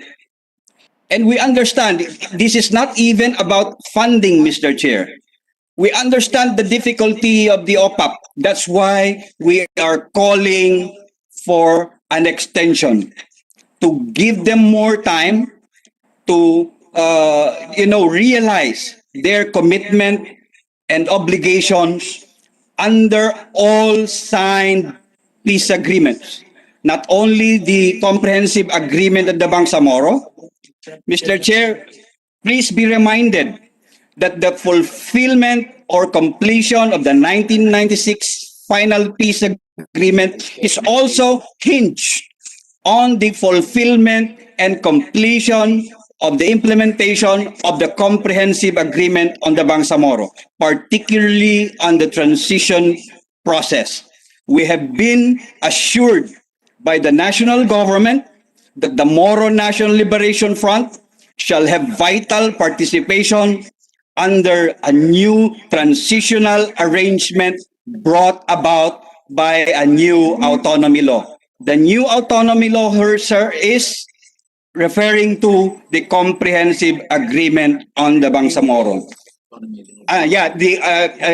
The Republic Act 11054. Mr. Chair, I would like you to please recognize Attorney Nabil Tan, who has been designated as the leader of the delegation of the Bangsamoro Parliament. Thank you. Before that, thank you. Before that, Senator Gatchalian still has the floor. And Governor Sakur, you will Yes, make a I quick... just would like to Yes. respond.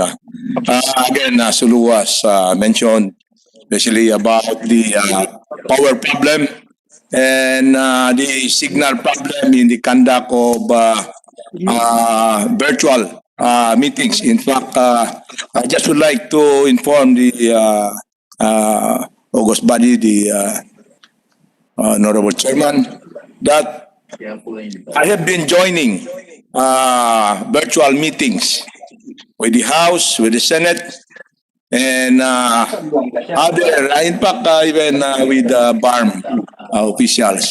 But more of the problem is the absence of the members of the BTA in the province. So how would they know that there is such problem if they are not in the province? So most of them, if not all of them. So yun po ang there, I mean, we do not know wherever they are. So yun po ang problema. So now the matter of yung implementation, I would think, please. I think, Governor, a citation was made by the BTA representative that my presumption is that it was you erroneously cited the provision. Yes. Yes. And this is actually a provision provided to me by my lawyer. And I would think that this is what is in the law. That is why even last night we suggested that we submit legal opinions so that the competent authorities can properly weigh this. So Ganun po ang ano namin, Mr. Chairman. Maraming salamat. Thank you. Our guests here, the mayors, you can have your lunch. This is a working hearing. You can proceed with your lunch. Anything more, Governor? No more. Thank you. The name of Senator Drilon was raised a while ago. If the minority leader would like to react, it was mentioned that a provision of the law was required by the good minority leader that it be part of that law. Senator Drilon, if I was listening. Thank you, Mr. Chair. Is the reference to the anti-dynasty provision that we inserted? yes, you're correct, sir. And I don't recall honestly what has. What I do recall is that we proposed an anti-dynasty provision, which was not considered favorably because candidly they said baka wala nang maiiwan na opisyal sa Bangsamoro regional government. Lahat yan magkamag-anak. So we did not insist on that because of the reality of the culture in southern Philippines. But yes, we did propose that, and if I again, Mr. Chair, just on the basis of my memory, and maybe our resource persons can help us, was the end result was the issue resolved by referring this to the interim parliament for final disposition, Mr. Chairman?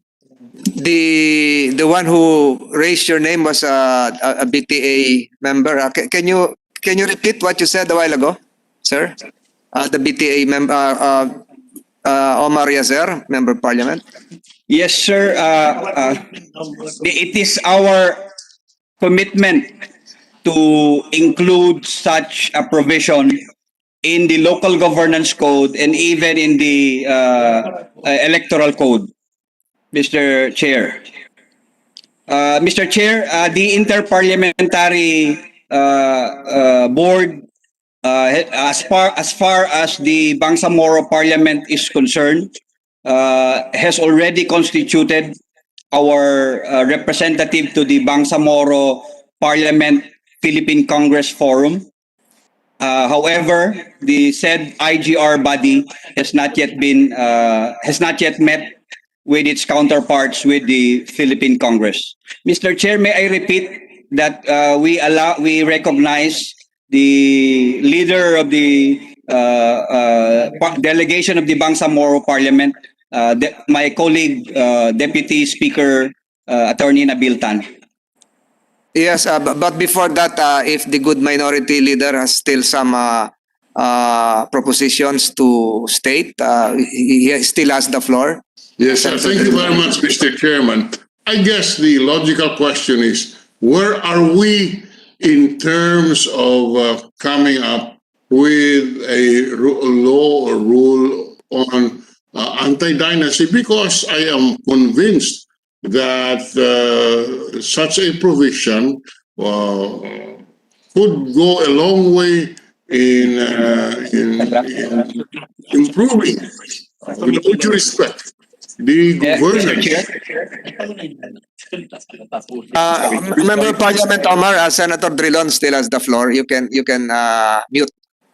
Yes. All that was, as I said, thank you very much, Mr. Chair.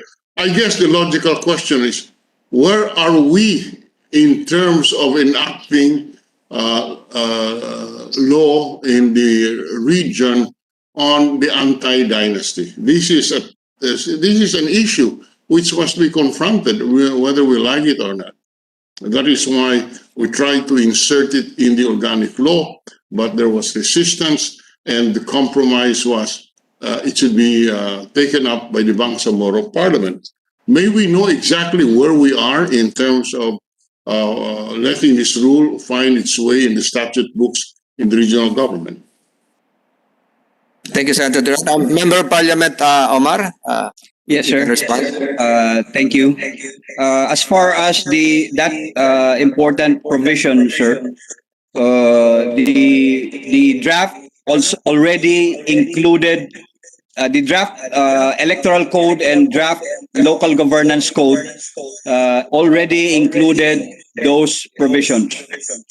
And the draft local governance code is already at the committee level, while the draft electoral code is still at the cabinet level for further discussion and and final submission by the cabinet.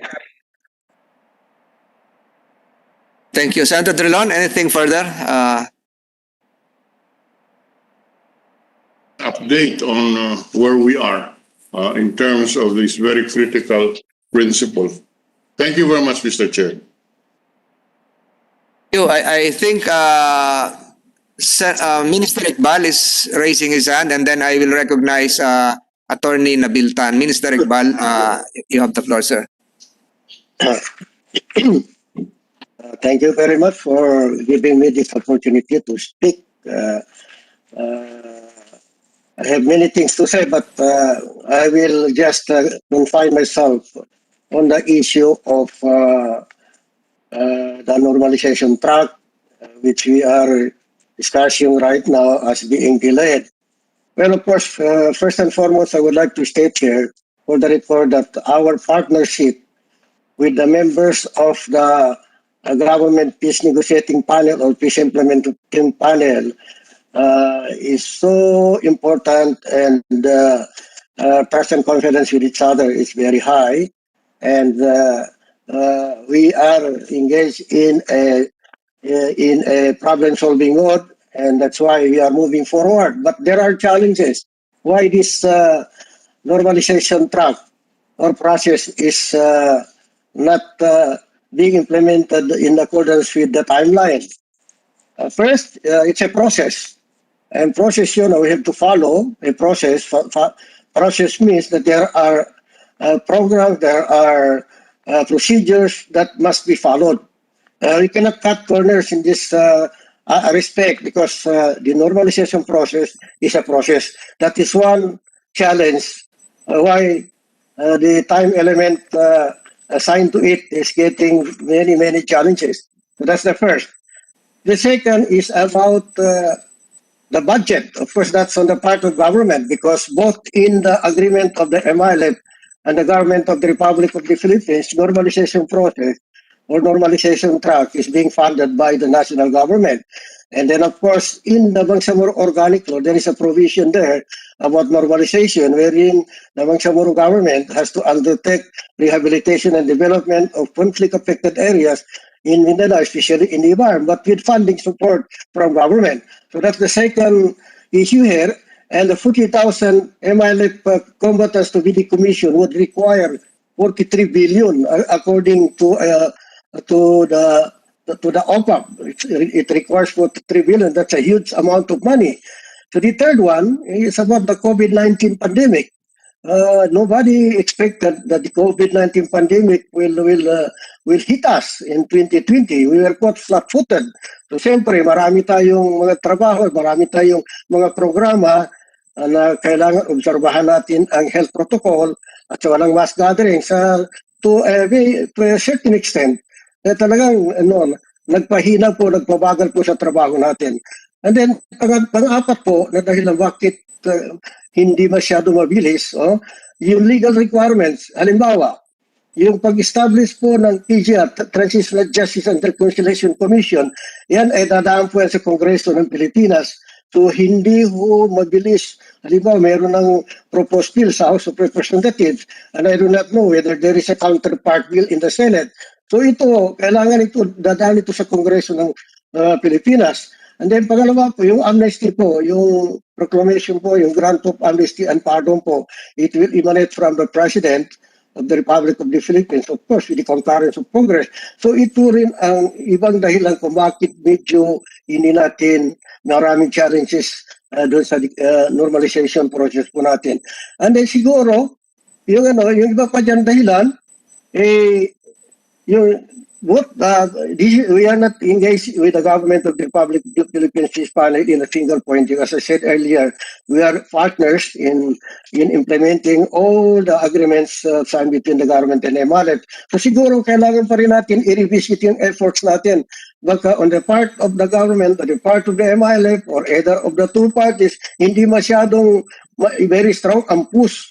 So siguro yan din ang isang dahilan bakit hindi masyadong very strong ang push natin. Kung talagang pinupush natin ito, siguro hindi lang ito makaya natin. Pero yun na nga, maraming challenges. Ang isa dyan, yung Bangsamoro Normalization Trust Fund. Ito po ay pinag-usapan po na namin ito during the last administration. Kung kailan po nakuha yung Bangsamoro Normalization Trust Fund po, yung tinatawag natin Special Presidential Authority, very recently lang po. Kung na-put up na natin at na-operationalize po natin ang Bangsamoro Trust Fund, Normalization Trust Fund po, yung mga gaps po doon sa funding support o funding requirements sa Normalization Trust, dito natin mahuhugot. Pero hindi pa ito formally and officially na-launch ito. So kailangan natin ito i-launch kagad ito. So ito o ang nakikita ko na mga dahilan kung bakit yung expected natin na bilis ng normalization process hindi natin naabot dahil dito sa mga factors na ito. Maraming salamat po. Thank you, Minister Iqbal. One question coming from the chair. The 43 billion that you mentioned a while ago, is this over and above the block grant given by the national government? Or educate me, sir, is it part of the block grant? Or do we have to have a separate allocation? Just educate me, sir. Although I was a resource person before during the initial hearings years ago. Medyo ligaw po ako dito. Minister Iqbal?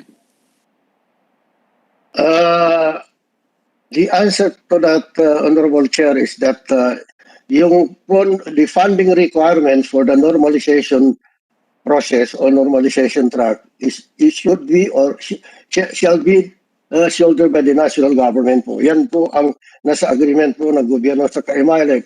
Kaya kahit na po doon yung normalization aspect ng Bangsamoro Organic Law po, wherein the Bangsamoro government shall undertake rehabilitation development of conflict-affected areas sa Mindanao, especially in the BAM, it would also require funding support from the national government po.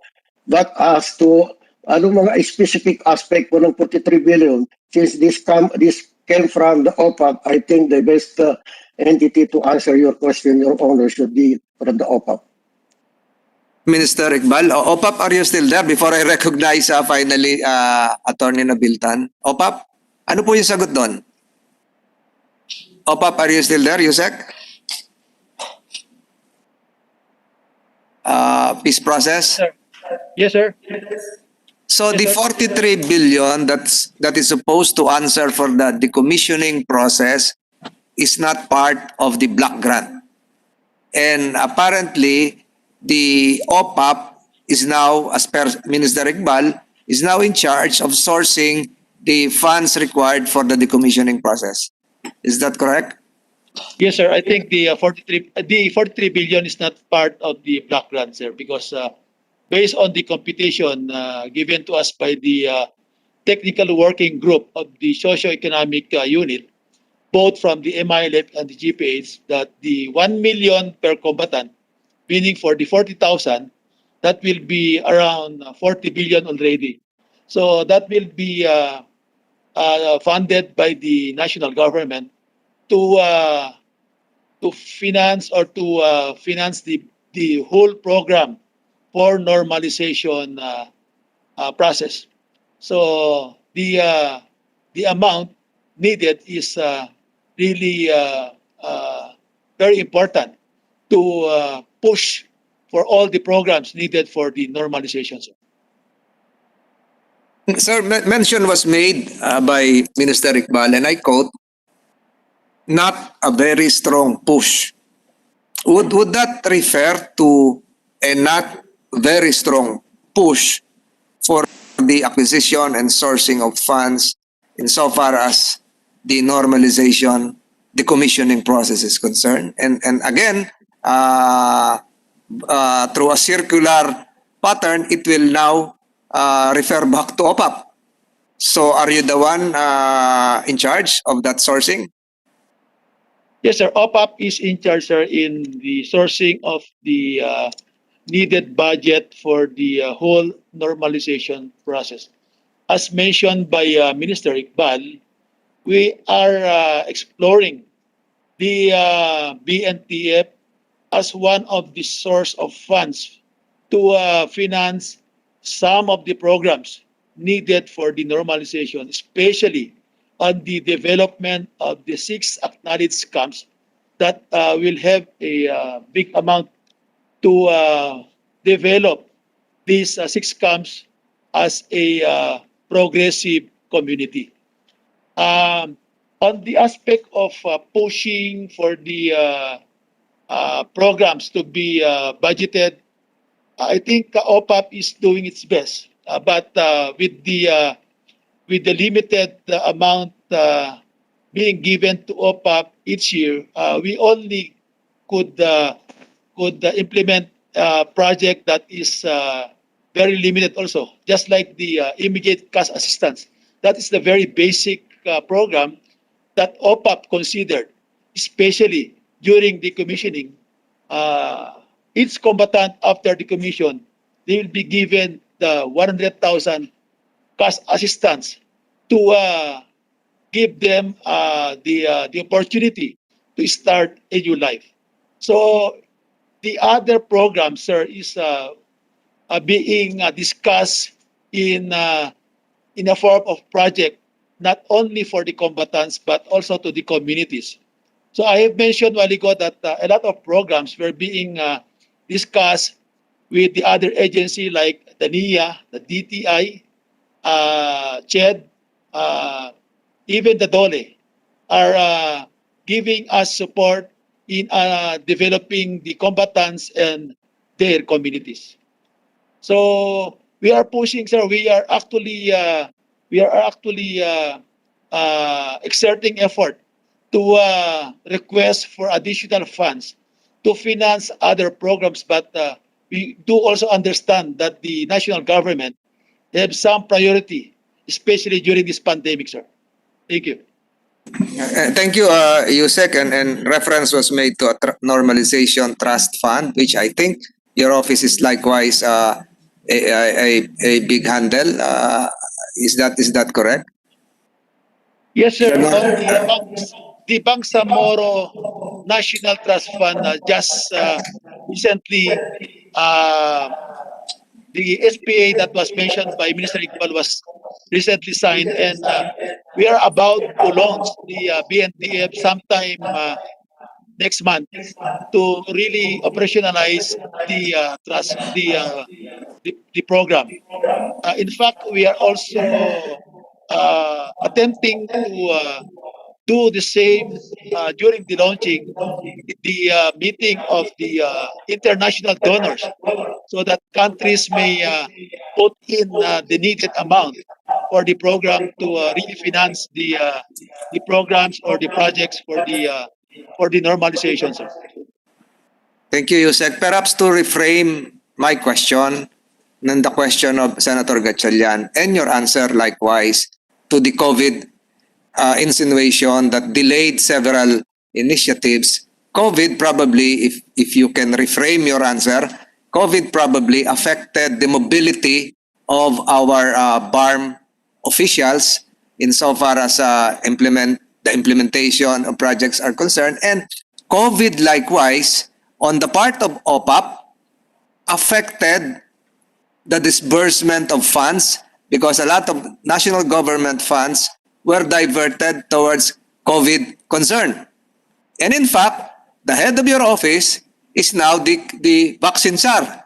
So if you rephrase your answer, perhaps you can patch up a good story that all of this are related to COVID rather than having a single chapter, various chapters that would refer to COVID. You can have a good storyline, Yusek, that will thread all of this, pinpoint that virus as the cause of the delay, as well as the good positive boost that would require the postponement of the elections. And it would require you to be a good scriptwriter screenplay writer in having that good story. Do you agree with me, Yusek?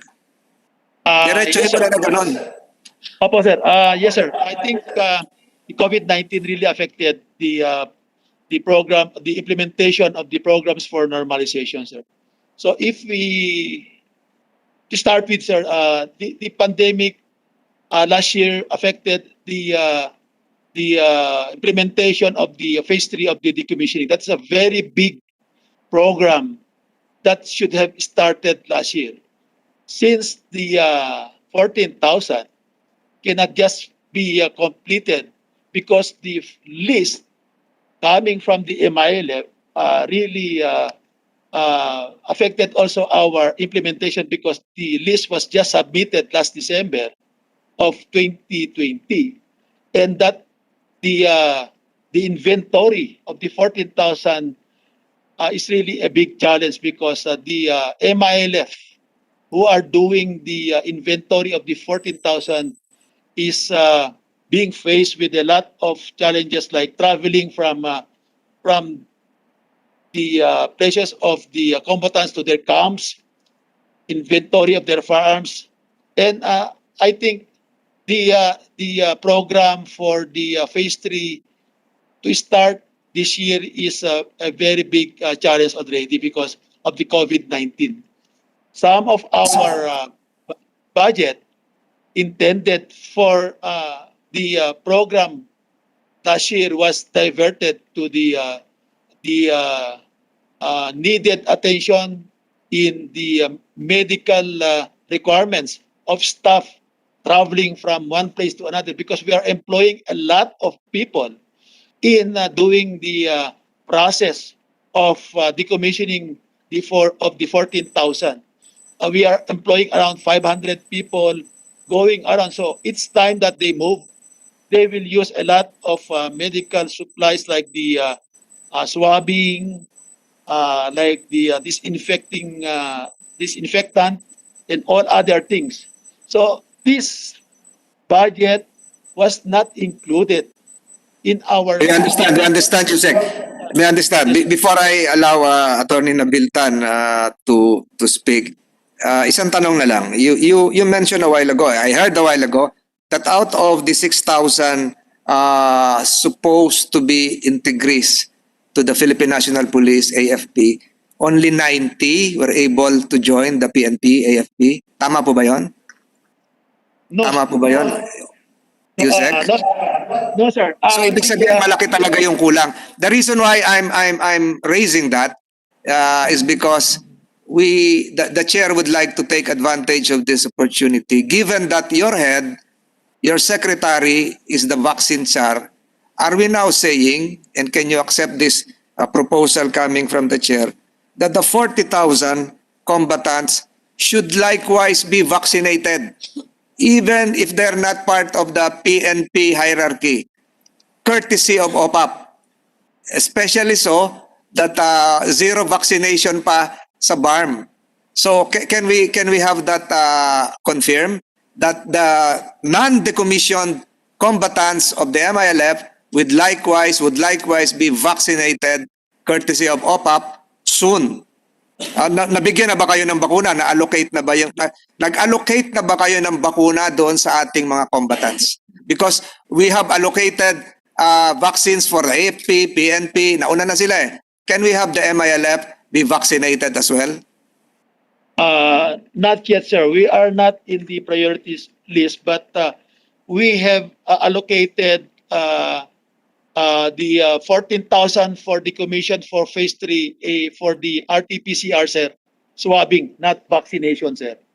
So with that reply, I think the chair would, with the permission of my colleagues, would be forced to communicate with the vaccine czar, especially is also head of OPAP, that part of the priority list should include the MILF, the non-combatants, even though they're not yet formally part of the Philippine National Police or the Armed Forces, they should be vaccinated. And you should push for that, Yusek.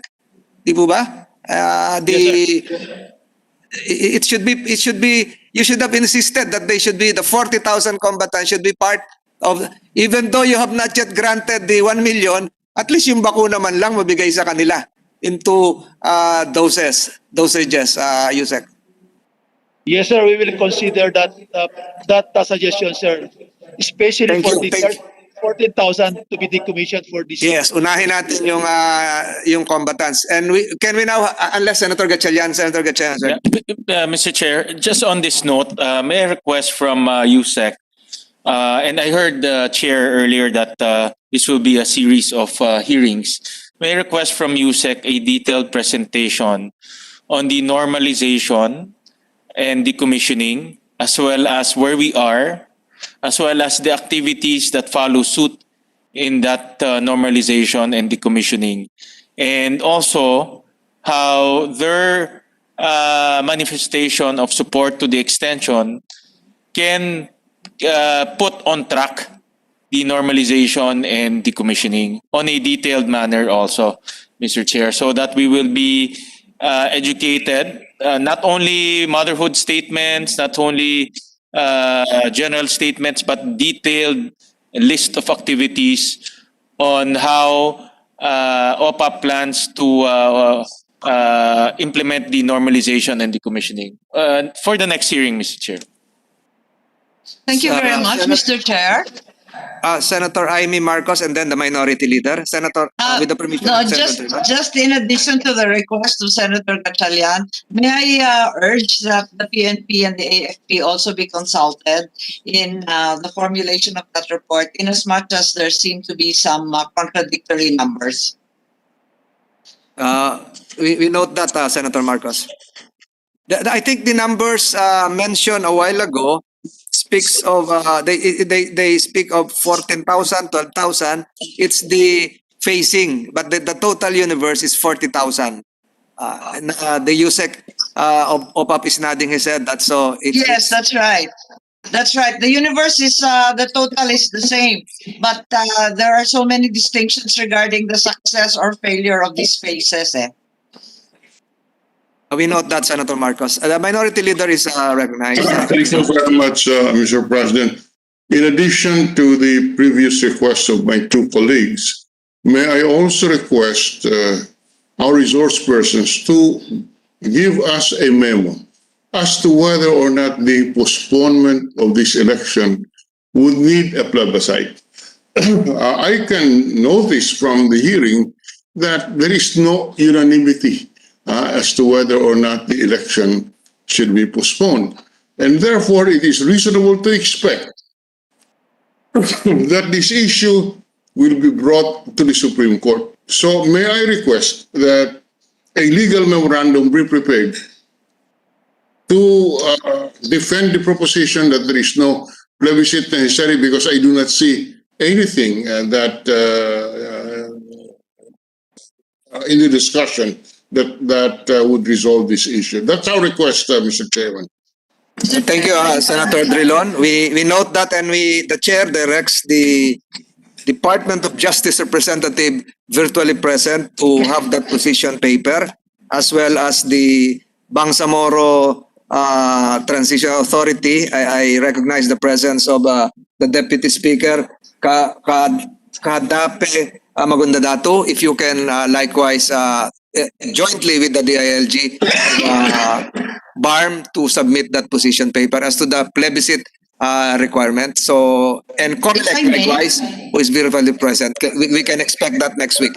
Senator Marcos recognized. Yes, sorry. If I may, just to contribute to the query of Senator Drilon, as head of the Committee on Electoral Reform, I inquired, and the position of COMELEC is that Article 17, Section 1 of the BARM law should be upheld, where any amendment, revision, or repeal shall be made by law by Congress of the Philippines, thereby not requiring any plebiscite at all. That we note that manifestation, Senator Marcos. That's why we're requiring DOJ, the Bangsamoro, as well as the COMELEC to submit to this committee position papers relative to the plebiscite query of Senator Drilon. Mr. Chairman. Who is Sir. Governor Sakur? Sir, Briefly, before I allow your brother to speak, because your brother has been attempting to speak since 30 minutes ago. I'm not favoring any brother.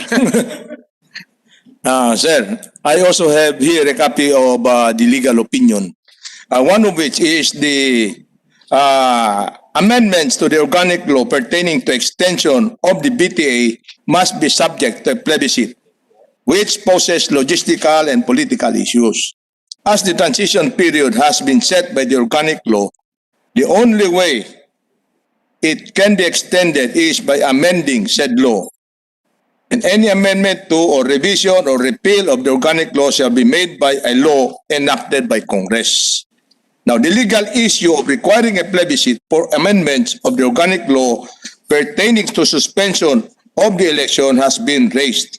Proponents of the extension assert that regional elections may be reset without subjecting the legislation to a plebiscite. But the court in Abbas Kida versus Senate of the Philippines declared that a plebiscite is not necessary to ratify the resetting of armed elections on the ground that the law resetting the election did not amend the then armed organic law. Now, in this case, it is in the organic law. I mean, setting the date of the elections and synchronized with the 2022 election. This is now the question that we want to avoid this. I mean, this mistake.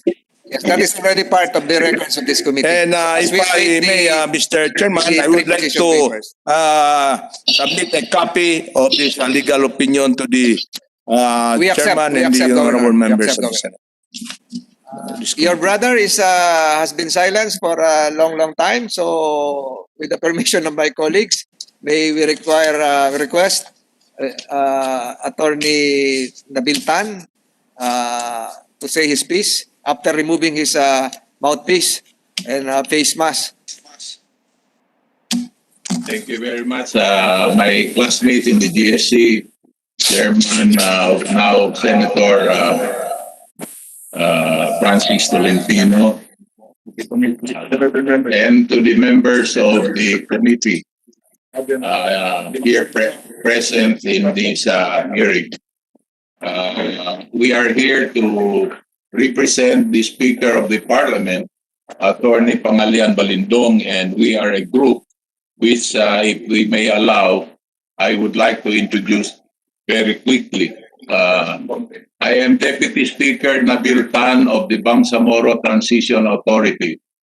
With me also is Deputy Speaker Omar Sema of the Bangsamoro Transition Authority, and two Deputy Majority Leaders, Attorney Faisal Intago and Attorney Kadapi Mangudadato.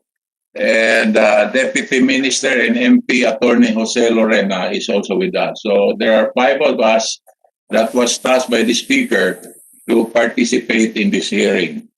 Thank you very much first of all, let me thank you for the invitation to attend this hearing. May we extend the message of the Speaker, his greetings to all the members of the committee and all those present. Assalamu alaikum wa rahmatullahi ta'ala wa barakatuh.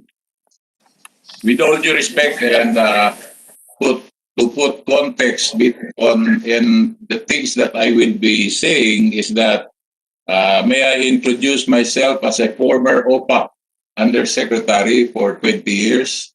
And I was a member of the government panel that negotiated with the MNLF.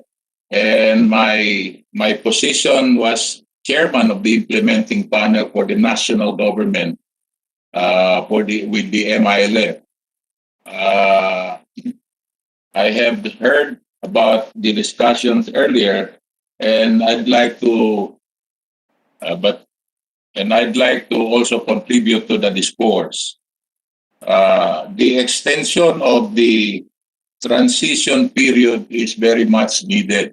It is imperative and urgent to extend the transition for the following reasons.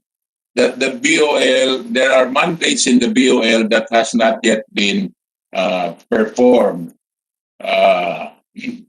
The the comprehensive agreement on the Bangsamoro provided for the two tracks implementation, the political track and the normalization. In the political track, it abolished the previous arm and replaced with a new political entity. And the normalization track, which is very tedious and takes a lot of process, long process. To be direct to the point, the normalization process, in every step of the way, there is a process. If I remember right, recall correctly, when I was chairman of the government panel, every step, like verification, identification of camps where the combatants of the MLF are coming from, identify, verify, validate, verify, including the combatants that will be decommissioned. And I was looking at the huge number. The 40,000 is the total to be decommissioned combatants in all phases, from phase 1 to phase 4. And I think more than the budget issue is the process of making the combatants understand the importance of decommissioning. And there is a need to do it on a proper basis. And you need to bring back and forth the combatants. First, to be verified and validated, to include their firearms, and then return them back before you even start the first regular step. So there are preparatory steps that will really consume time, and that has been hampered by the restraint in the movement that was caused by the COVID-19 pandemic. And so in the political track, we have some inadequacies, but we are trying our best to pass all the priority codes. In fact, we have passed several laws, but two priority codes stand out, the administrative code and the electoral code. So in the parliament now filed is the local governance code, and at the finalization stage by the cabinet level, on the cabinet level of the government of the day, is the electoral code that is up for final review. So to me, there is really need, an urgent need. We have gained so much. We have, this is a journey. The implementation of the peace process with the MILF is a journey. I hope that we will have the vision, not just the sight, to understand the very importance of normalization. There is a partner, willing partner that would dance with us, that is willing to accept government partnership. So I guess it is better and more important that we continue the partnership with the MILF. The MNLF also is part of the equation because we are now trying to complete the implementation of the 1996 final peace agreement based on the Jeddah communique of January 2016. There are some things left there, although mostly it has been addressed. OPAP, I am a member of the coordinating committee with the MNLF Miswari Group. I was one of the five. I am one of the five that has been designated by President Duterte to be part of the coordinating committee of the national government to talk with the MILF, with the MNLF. And for advance info, we were informed by Secretary Galvez that we will be meeting anytime soon with the joint panel of the MNLF. So there are things to consider to put a closure or completion of all these signed peace agreements. There is also a problem when you push through and disregard, example, you disregard the provisions in the BOL the agreement, there is a call to sign an exit agreement between government and the MILF. So long as both parties agree, plus the third party facilitator and the third party monitoring team also certifies that there has been a completed implementation of the provisions of the comprehensive agreement on the Bangsamoro. We are far from that, Mr. Chairman. And I think there's a lot of things to do, and there is a more imperative need to preserve whatever gains we had in preserving the peace for our homeland. And I thank you for this opportunity. With all due respect, my context is the peace process, not on the election. And I think more than democratic exercise of the right to vote is the preservation of the gains of peace. Thank you very much. Thank you, Attorney Nabil. I've been seeing a very shiny Freemasonry ring. I think it's very visible in the screen. Before I give the opportunity to our other colleagues to ask queries, if there are any. I will be constrained to state that we will have, as I mentioned again, we will have other hearings aside from this, wherein Secretary Lorenzana and perhaps Secretary Galvez and the DBM Secretary would be joining us. I'd like to recognize the online presence of Mayor Sumulong Sultan of Pikit Cotabato. And we cannot finish this in one sitting. There are a lot of issues to consider. I hear Mr. Chairman. Is that Senator Zubiri?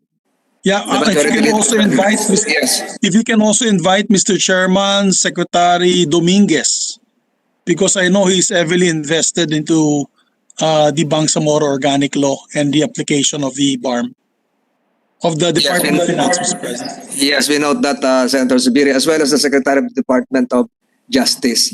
For the information of all the personalities present, we just received a folder from Governor Sakurtan relative to the legal query that he mentioned a while ago. So we still have a lot of resource persons to Governor Sakur. Mr. Chairman, what I submitted is a legal opinion. Actually, our concern is just the legality and the properliness of the proposal to postpone the elections. So, in the matter of who heads or who leads the BARM, is not anymore an issue because we already agreed that it is going to be Chairman Murad who shall continue to lead. But would the elections be preferable over the extension, or would the extension be preferable over the? But the legal matter should be, considered there, so that it does not embarrass any of the institutions. So thank you very much, Mr. Chairman. You can have your lunch, sir. Are there questions coming from the other members of the committee? If none, I'd like to have the head of the third-party monitoring team, Heino Marius. Thereafter, we will have an NGO, PPCRB, and then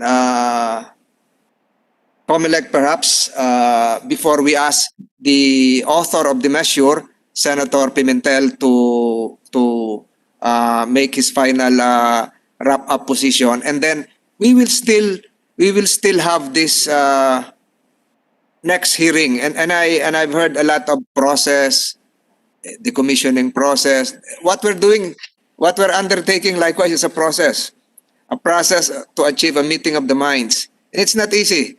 It will take time. It will take patience.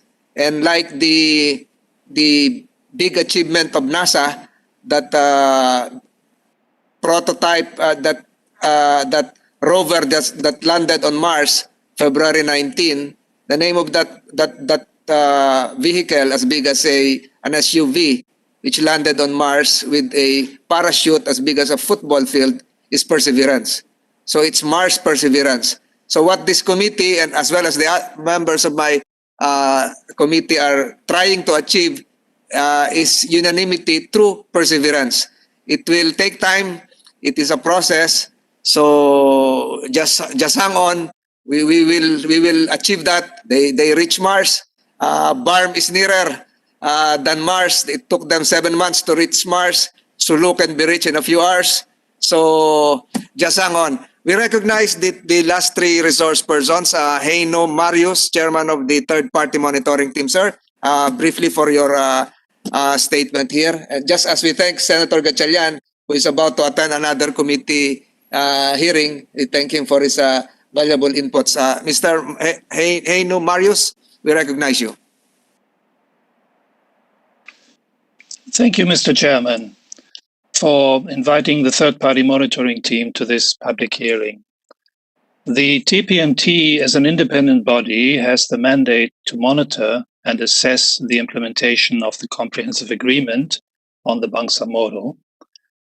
We provide regular reports to the two parties who signed the agreement and issue a public report once a year. The last one came out in December 2020. The substance of the peace agreement is about securing the identity of the Bangsamoro citizens through the establishment of a new political entity as outlined in the organic law. The agreement reflects a delicate balance, political autonomy and meaningful self-governance in return for an end to armed hostilities. This balance is also mirrored in the two pillars of the peace process, the political track and the normalization track. We as TPMT would obviously like the CAP to succeed in bringing lasting peace to the Bangsamoro, to Mindanao, and to the Philippines. The success of the peace process will depend first and foremost on whether the two parties, the government of the Philippines and the Moro Islamic Liberation Front, remain committed to implementing what they agreed to achieve.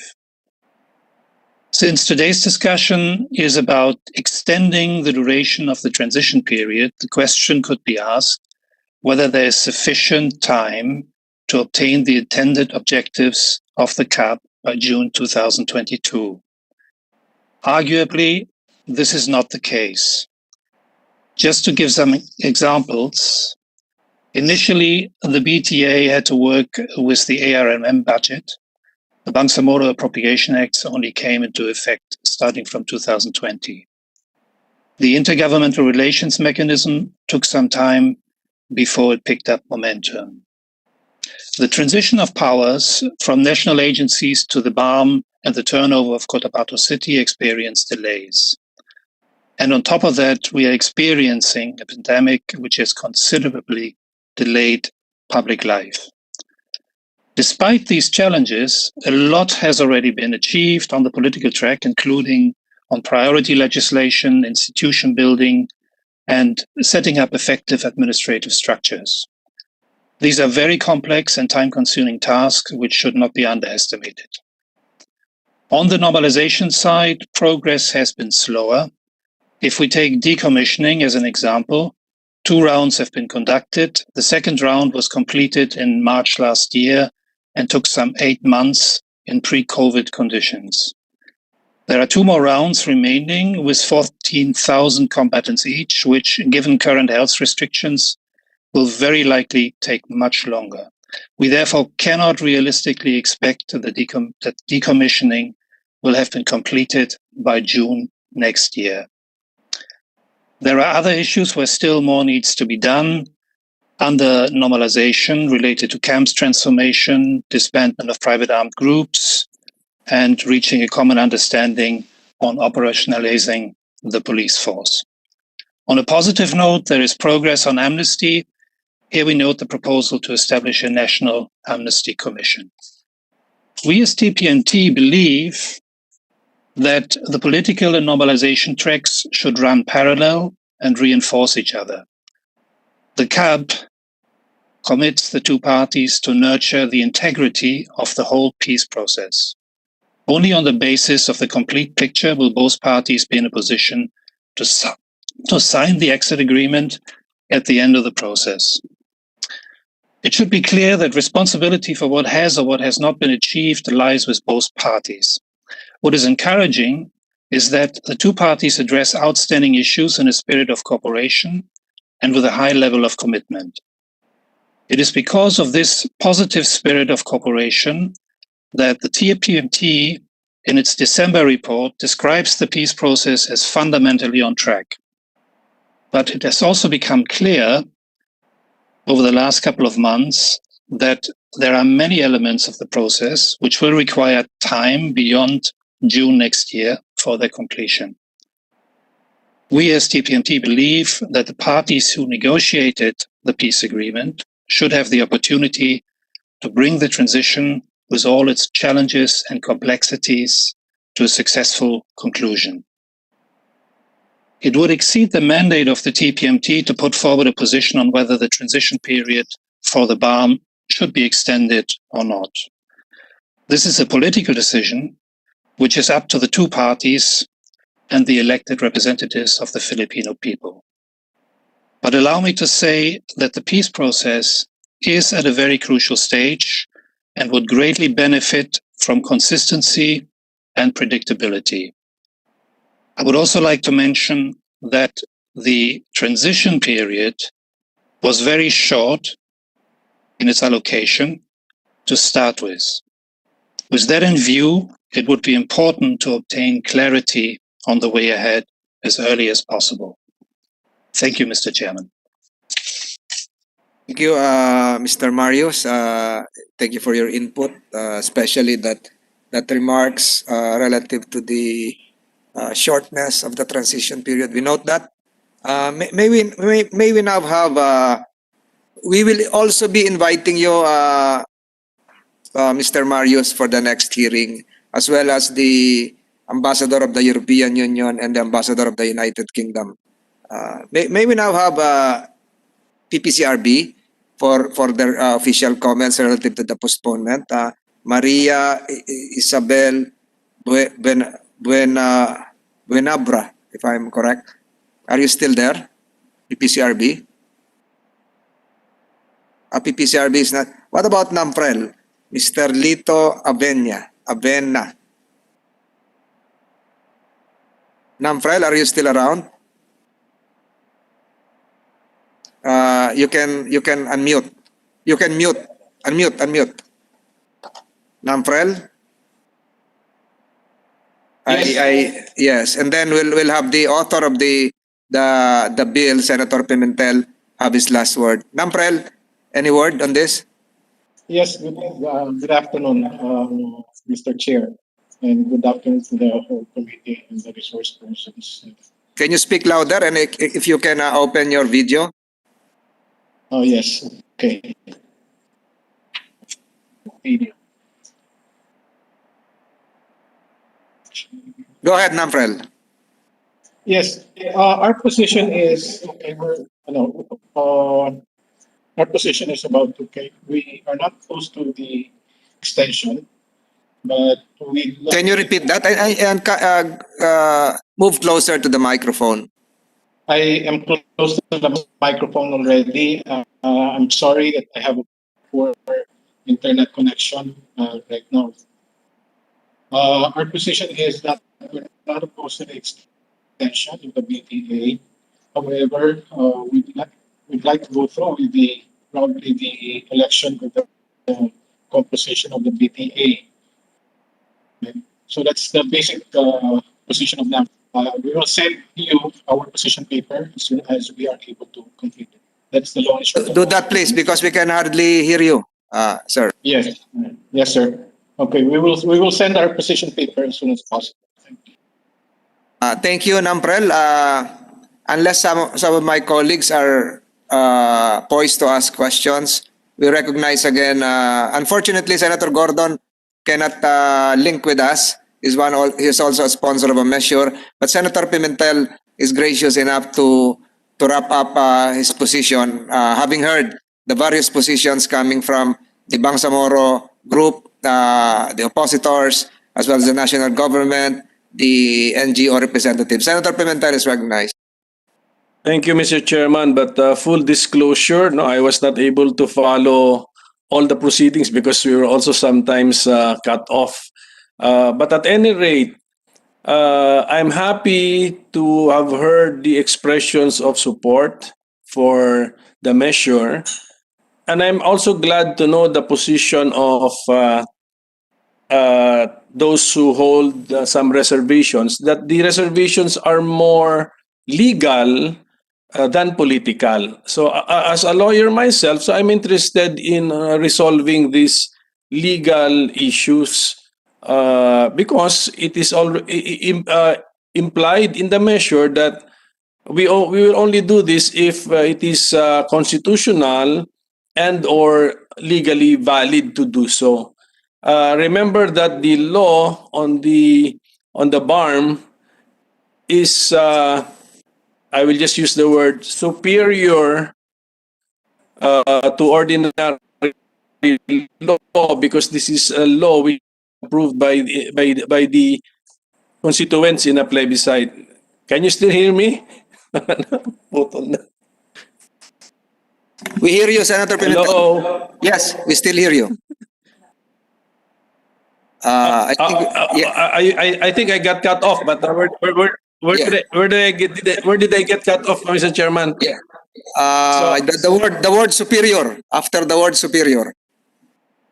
Yes. Okay. Go on, yes. Okay. The law on the establishing the BARM is superior to ordinary law because this is approved in the plebiscite by the people affected by the law. So that's why we have to concern ourselves with issues about constitutionality or legality. So I'm also interested in those issues raised. So I will just ask for a copy also of the position papers to be submitted.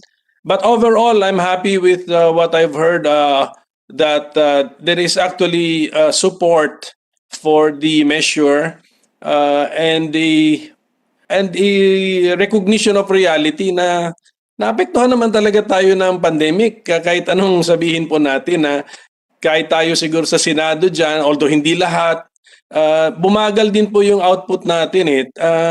Lalo na po itong BARM which is in a transitory period, transition period. Therefore may mga birth pains po yan. Tapos dumating pa po yung pandemic. So definitely apektado tayo in terms of productivity and also lumabas in terms of budget.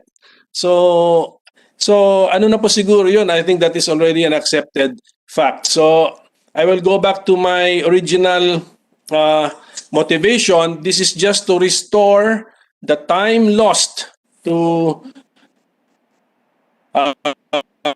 caused by the pandemic leaders of the BARM who are under transition period. So I hope you heard my last statement, Mr. Chairman. So thank you very much. Maraming salamat po.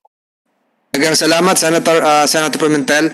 To our other resource persons, which probably were not given the chance to speak, a lot of them, I owe an apology to the ILG Undersecretary Halos Host, the ILG Undersecretary Echeverry, the DOJ representative, the Commission on Elections representative, the NAMPREL representative, and a lot of other parties which were not given ample time to, or not given time to speak. I assure you that there will be a second hearing of this committee, which would involve the policy directions. That's why we will be inviting the Secretaries of National Defense, Budget and Management, as well as Finance, and the Secretary Galvez himself.